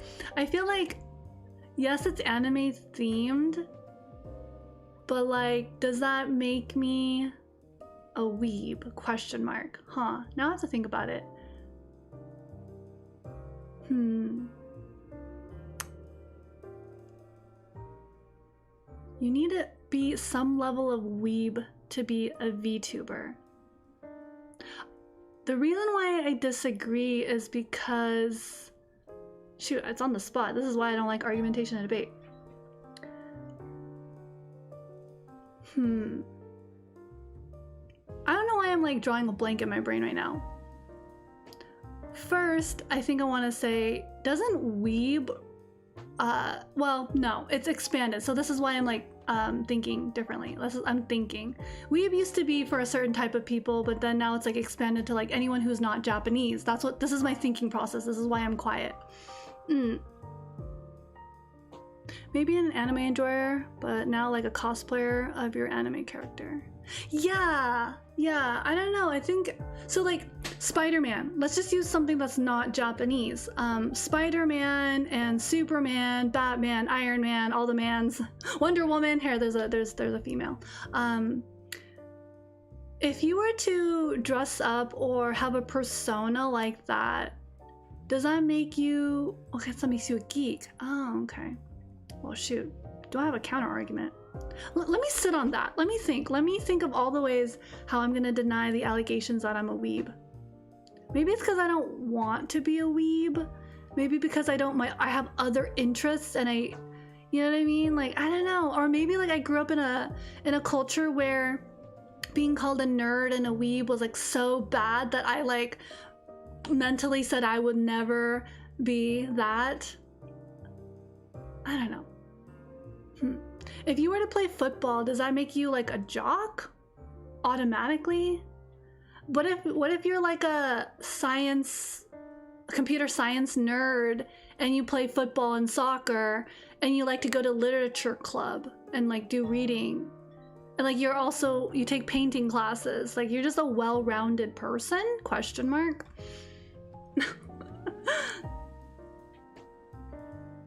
You can be a weeb and have other interests, yeah. I guess for me, I don't really identify as a weeb, so that's probably gonna bother some people, honestly. I can already like, my brain is already thinking like, oh, that's gonna bother people because they're gonna be like, why is this person an anime character but they're not into anime, or they're into anime but they say they're not obsessed with anime and they don't collect figurines. I feel like it's on a spectrum. So I feel like weeb is on like a very far end of the spectrum and I'm not that far on the spectrum. So I'm gonna stereotype. My idea of like a weeb is like someone who collects figurines, goes to like conventions religiously, like it's like a highlight of their year, you know, watches anime every week, follows the latest anime, follows the latest merchandise, follows like these virtual concerts, like really likes Miku, you know, like something along that spectrum. And I'm like, I know of most of these things. That is something to be talked about, I suppose. You can still watch a lot of anime and not be a weeb.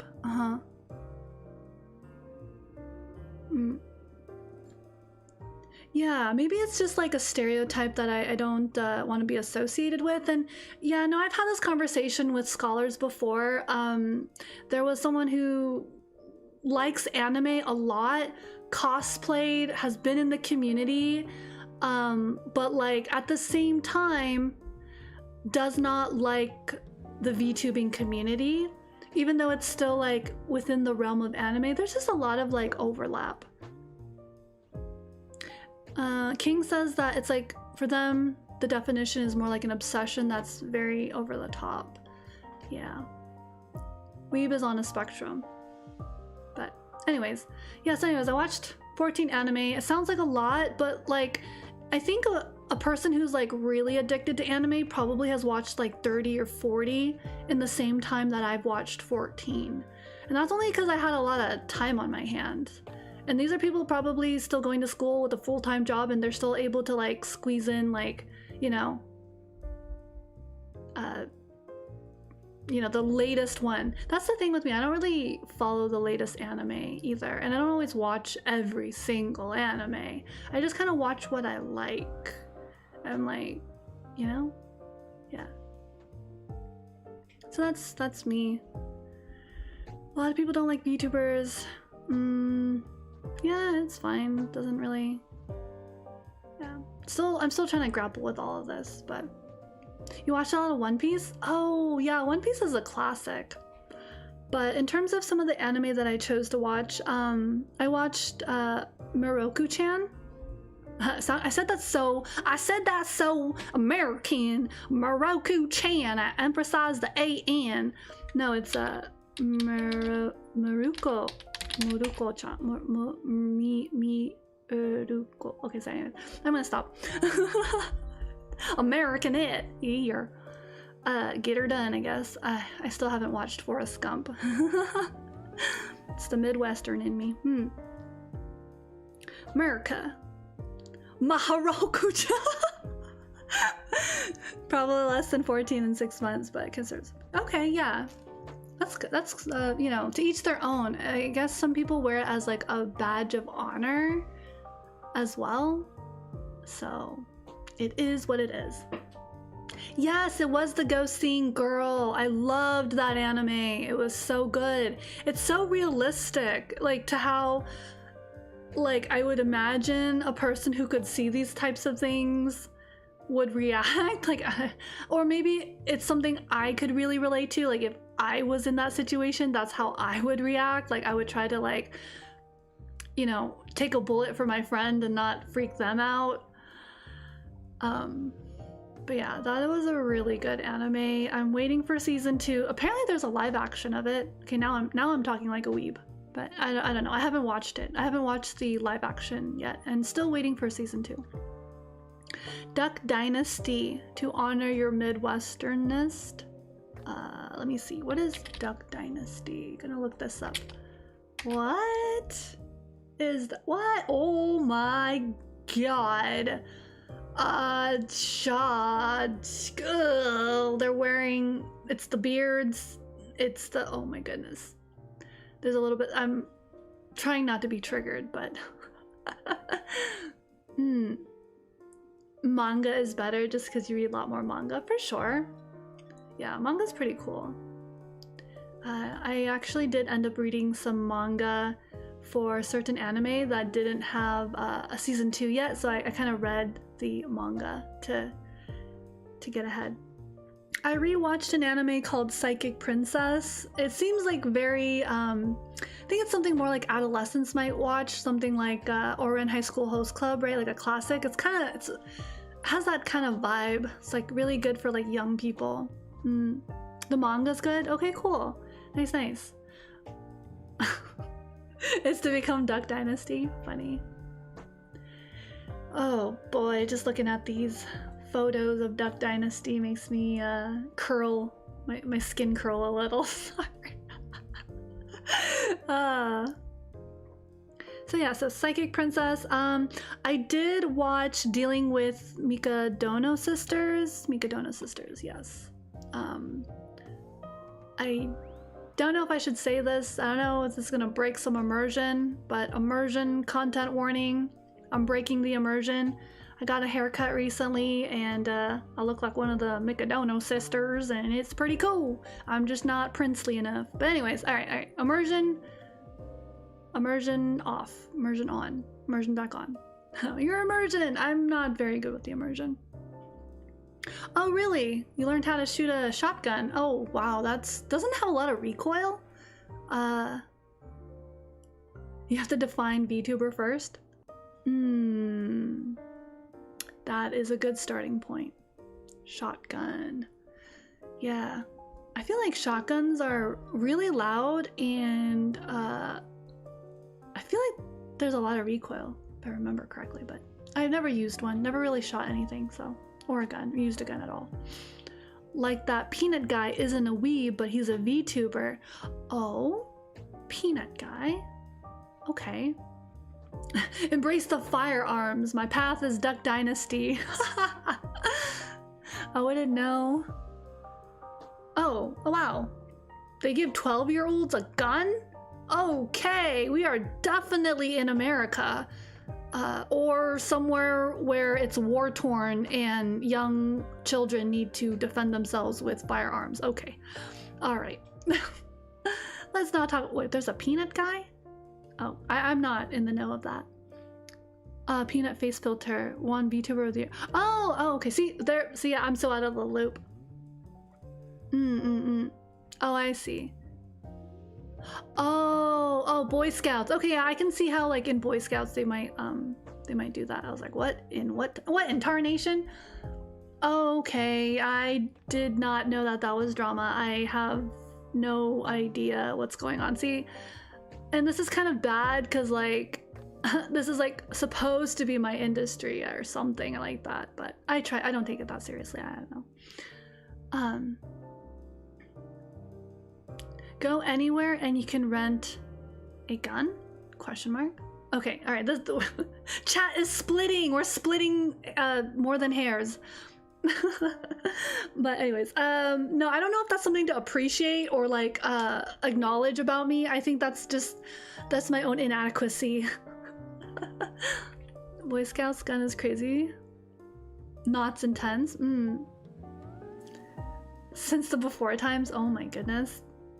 Anyways, back to some anime, because I do like anime, but casually. I can't really see myself collecting figurines.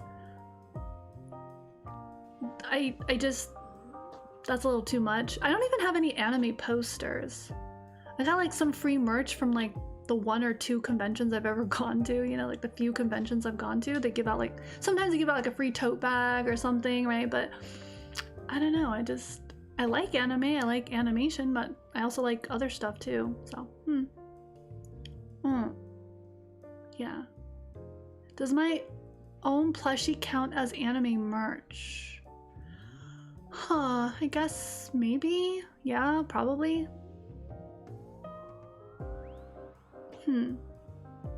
I have figures, but you sold them recently. Okay.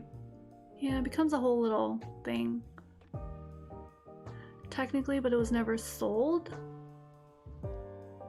Oh, about the plushette. Yeah. I think in the grand scheme of things, if you just want to make it super simple and like compartmentalize me into like, yeah, I'm a VTuber, I'm an anime, therefore associated with weebs, sure. But if you want to like kind of hear my take on it, then that's my take on it. I like anime casually. I mean, I don't know, I can appreciate art, I can appreciate animation, I can appreciate Japanese culture and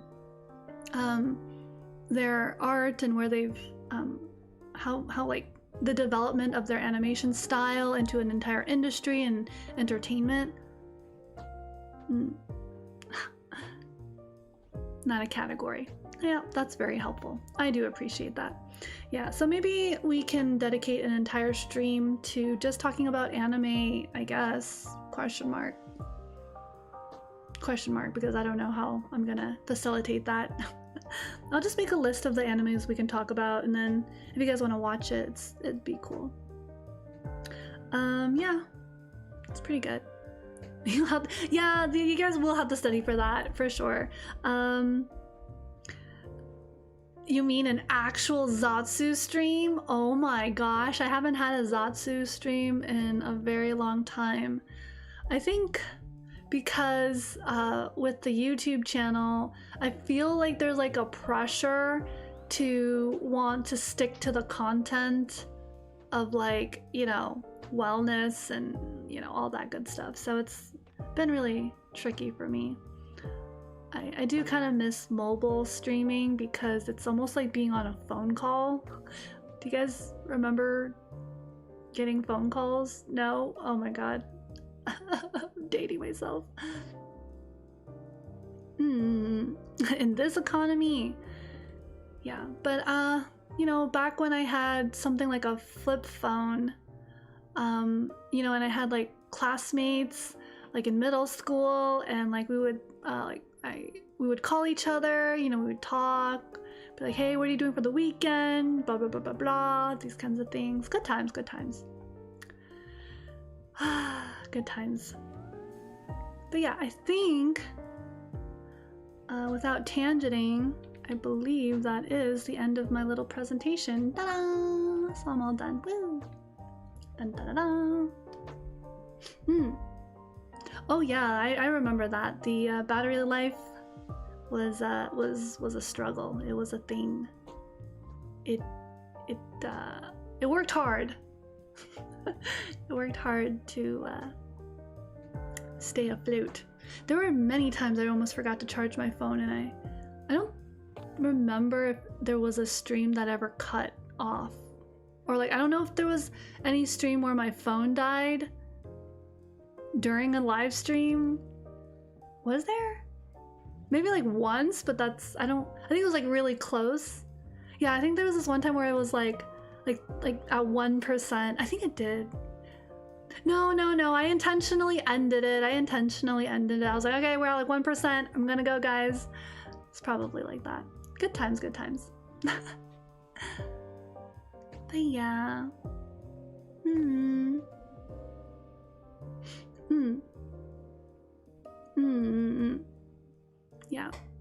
Yeah, a lot of people were streaming for many hours. Oh yes, I do remember that. I do remember everyone was telling me to just like keep it on until it dies. I was like, no, I'm not gonna do that. I'm gonna do it my way. Gonna end the stream soon. Yep.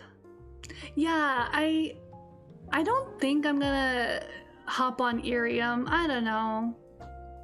My way or the heck. I don't know if I'm gonna hop on Irium. I've already invested so much resources and time and energy into like this. It just seems kind of like, what was it all for? You know, like what was I doing? What am I doing? So we'll just be here for now, making the best of it. Yeah. Well, that's it for today-ish, really. I'm kind of done with my presentation, and we do be, was it being chilling? I don't know. Okay, that doesn't mean. We do be chilling. We hanging out. Steak dinner. It was funny because I had steak, like, I haven't had steak in a very, very long time, but I had a steak, and I think I posted a photo of it somewhere on social media, like, and then, I don't know, it reminded me of the steak joke, the meme about steak dinners.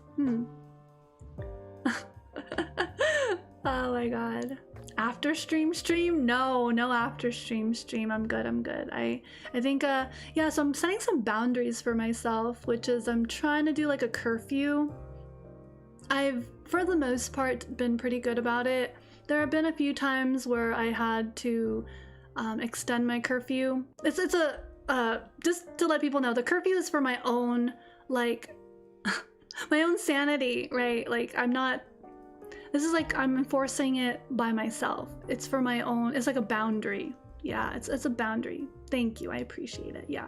No, so the boundary is like I want to try to get off electronics, like my computer, like, you know, my phone as much as possible around 10 p.m. my time, if not sooner, and just do more analog things like journaling, writing, looking at my planner, reading a book, right? And I can wind down. I can just do some cleaning around the house or something, around the bookstore, around the space I dwell in, whatever you want to call it. Yeah, the boundary is gonna save me from my obsession of Stardew Valley, which, by the way, there's a surprise with Stardew Valley that I should eventually get to showing you guys as well. It's pretty fun, actually. Can't go insane in the membrane. Wow, what a tongue twister. Try saying that really fast. But yeah, let's see, what else? So the boundary's there. Technically I said, well, it is a technicality, I'm kind of leaning towards keeping the DMs closed on my Discord, just because if it's not related to like planning for a stream or getting help or just me contacting you first, it would be best not to, because like you don't like, do people just text message their doctors or therapists? Like, I don't want to play therapist at like 5 in the morning because someone's having a crisis. Please call a hotline. I'm not that person. I'm not trained. I don't have the mental capacity to do that. So that's why my DMs are closed. I get it. I'm doing the best I can. I'm human. It's rough, especially since I am empathetic, so it hurts that I have to put my foot down and set that boundary, you know? What if I need you for tech support? Then we arrange it. We talk about, we like plan it, I guess. I don't know. Why would you need me for tech support? Oh my god, I'm like the worst person for tech support. I need you for tech support, not you need me for tech support. What the heck? It's the other way around. I think she's the one that... Right? I know it's correct, but please, it's so true and funny. Yeah, tech support Poe.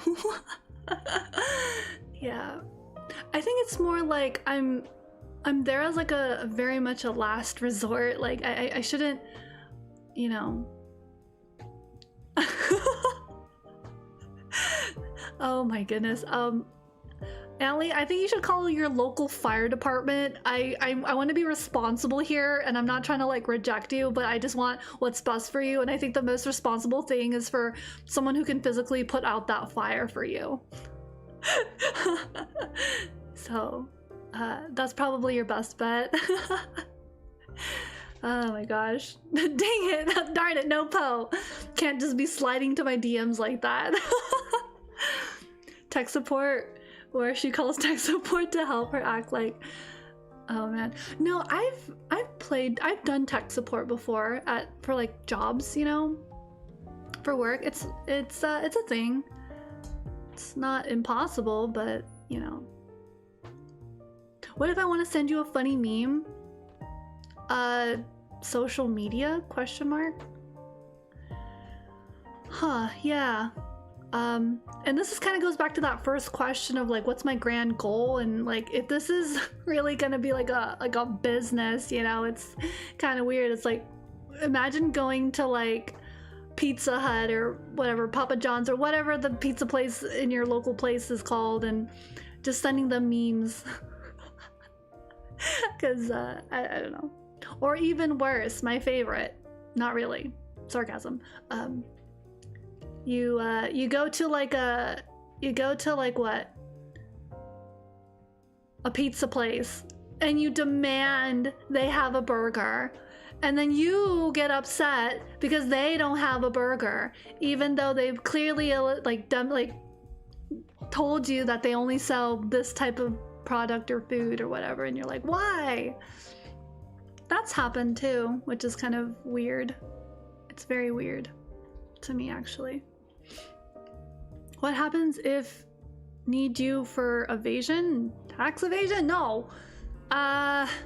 Yeah, I don't know about that. I can't, no, you're gonna need an accountant for that. I don't know much about, I just fill out the forms and I give it to somebody and just hope that nobody opens or like shows up at my door trying to arrest me. Oh man, that's a touchy topic too, because stuff like that is happening in America. Anyways, yikes.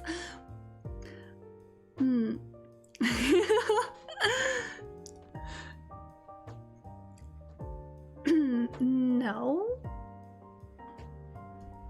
No, not a question. No, I am not telling you to do weird stuff.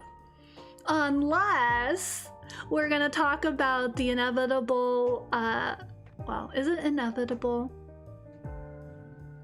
The revolution. No, okay, there's no revolution. There should be, but I heard a wink in that. No. No. I'm just gonna be over here not answering anything that you guys are coming up with. That so silly. Poe, no, don't do it. Y'all are silly. But anyways, aside from the crimes that we are not gonna commit, I think, oh wow, it even catches me scratching my head. Cute. Yeah, no, definitely not. That's such a weird way to end the stream. But yeah. I will say this, for Wednesday for my workout stream, it's gonna be scuffed, and I'm really worried because I have a thumbnail that looks really nice, and I'm like, yeah, I have a really good thumbnail, it looks so good, and I made it, and oh, it's so nice. And then the stream, people are gonna like click on the stream thinking it's like really polished, because again, I think the thumbnail looks really nice, made it on Canva, and then they're gonna come into the stream and they're gonna get like a Squidward in the fetal position, like going, future! And it's not gonna be okay. Literally you. Will I be using the bike? I should use my stationary bike, but you guys won't see the stationary bike, and I will be levitating, I think. So this is what I was thinking. I'm still figuring it all out in real time. I might just like replace the cycling with like jumping jacks. I'm not sure. Or maybe like I'll be doing the model's gonna be doing jumping jacks, but I'm actually cycling. I don't know. I'm not sure. I wish I could be like super savvy in this like 3D technology and have a, what is it, the mocap thing, but I don't, so. Everything is the future. I can believe that you can levitate. I do. I have a lot to give back as a reward for last year's charity. Stationary running? Yeah, I could. It's not impossible. It would just, yeah, I could do stationary running if you guys are okay with that. Yeah. So basically what it is I had like this what's it called? Like this file that like what's it called? It's an FBX file, and it's of like the skeleton running, and then I just have that on activated in my model, and then my model starts running in a loop. Yeah, it's gonna be scuffed. Warning, my stream is gonna be, no, it will be. It is going to be scuffed, and I'm trying to keep it together mentally, but it's really hard because when I was testing it, I was laughing so hard because it was so crazy. And I can only imagine it's gonna happen again on stream, and I'll have nothing. I can't do anything about it. Ugly cries. So it'll be fine. It will be deja vu. But so I was thinking in my head, most of the time will be just me like trying to fix and troubleshoot everything, and that's just mental gymnastics. Something to look forward to. Exactly. So I will see how that goes on Wednesday. I hope you guys will at least watch the first stream of exercising, and maybe once I get it together, maybe you can join me or something. That was the hope. Otherwise, I could just make like pre-recorded workout sessions. That was something I was thinking about. Again, more things just for me to do, say I will do, and am unsure I can commit to, but we'll see.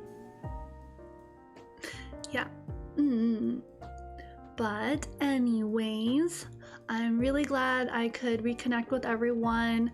I hope the brain worms and the burnout doesn't get to me again.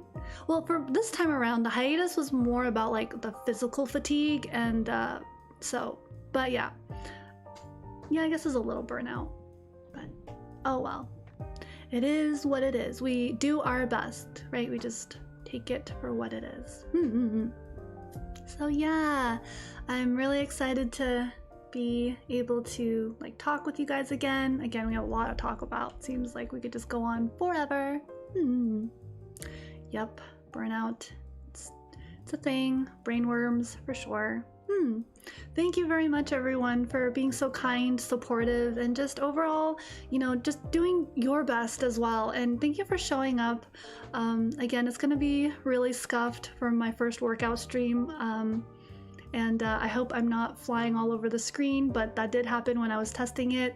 Again, it was really, really funny, but sad at the same time. So we'll see what happens. I'm going to sign off for now. And I will see you again hopefully on Wednesday. So yeah, thank you for being here, and I hope we can continue this journey together and all that good stuff. So yeah, streaming is fun for the most part. It's just a lot, so but it is fun. Alright, bye everyone. Have a wonderful rest of your day and night. Please take care as always, and again, do your best out there. Tan-chan, thumbs up, yay! Here we go.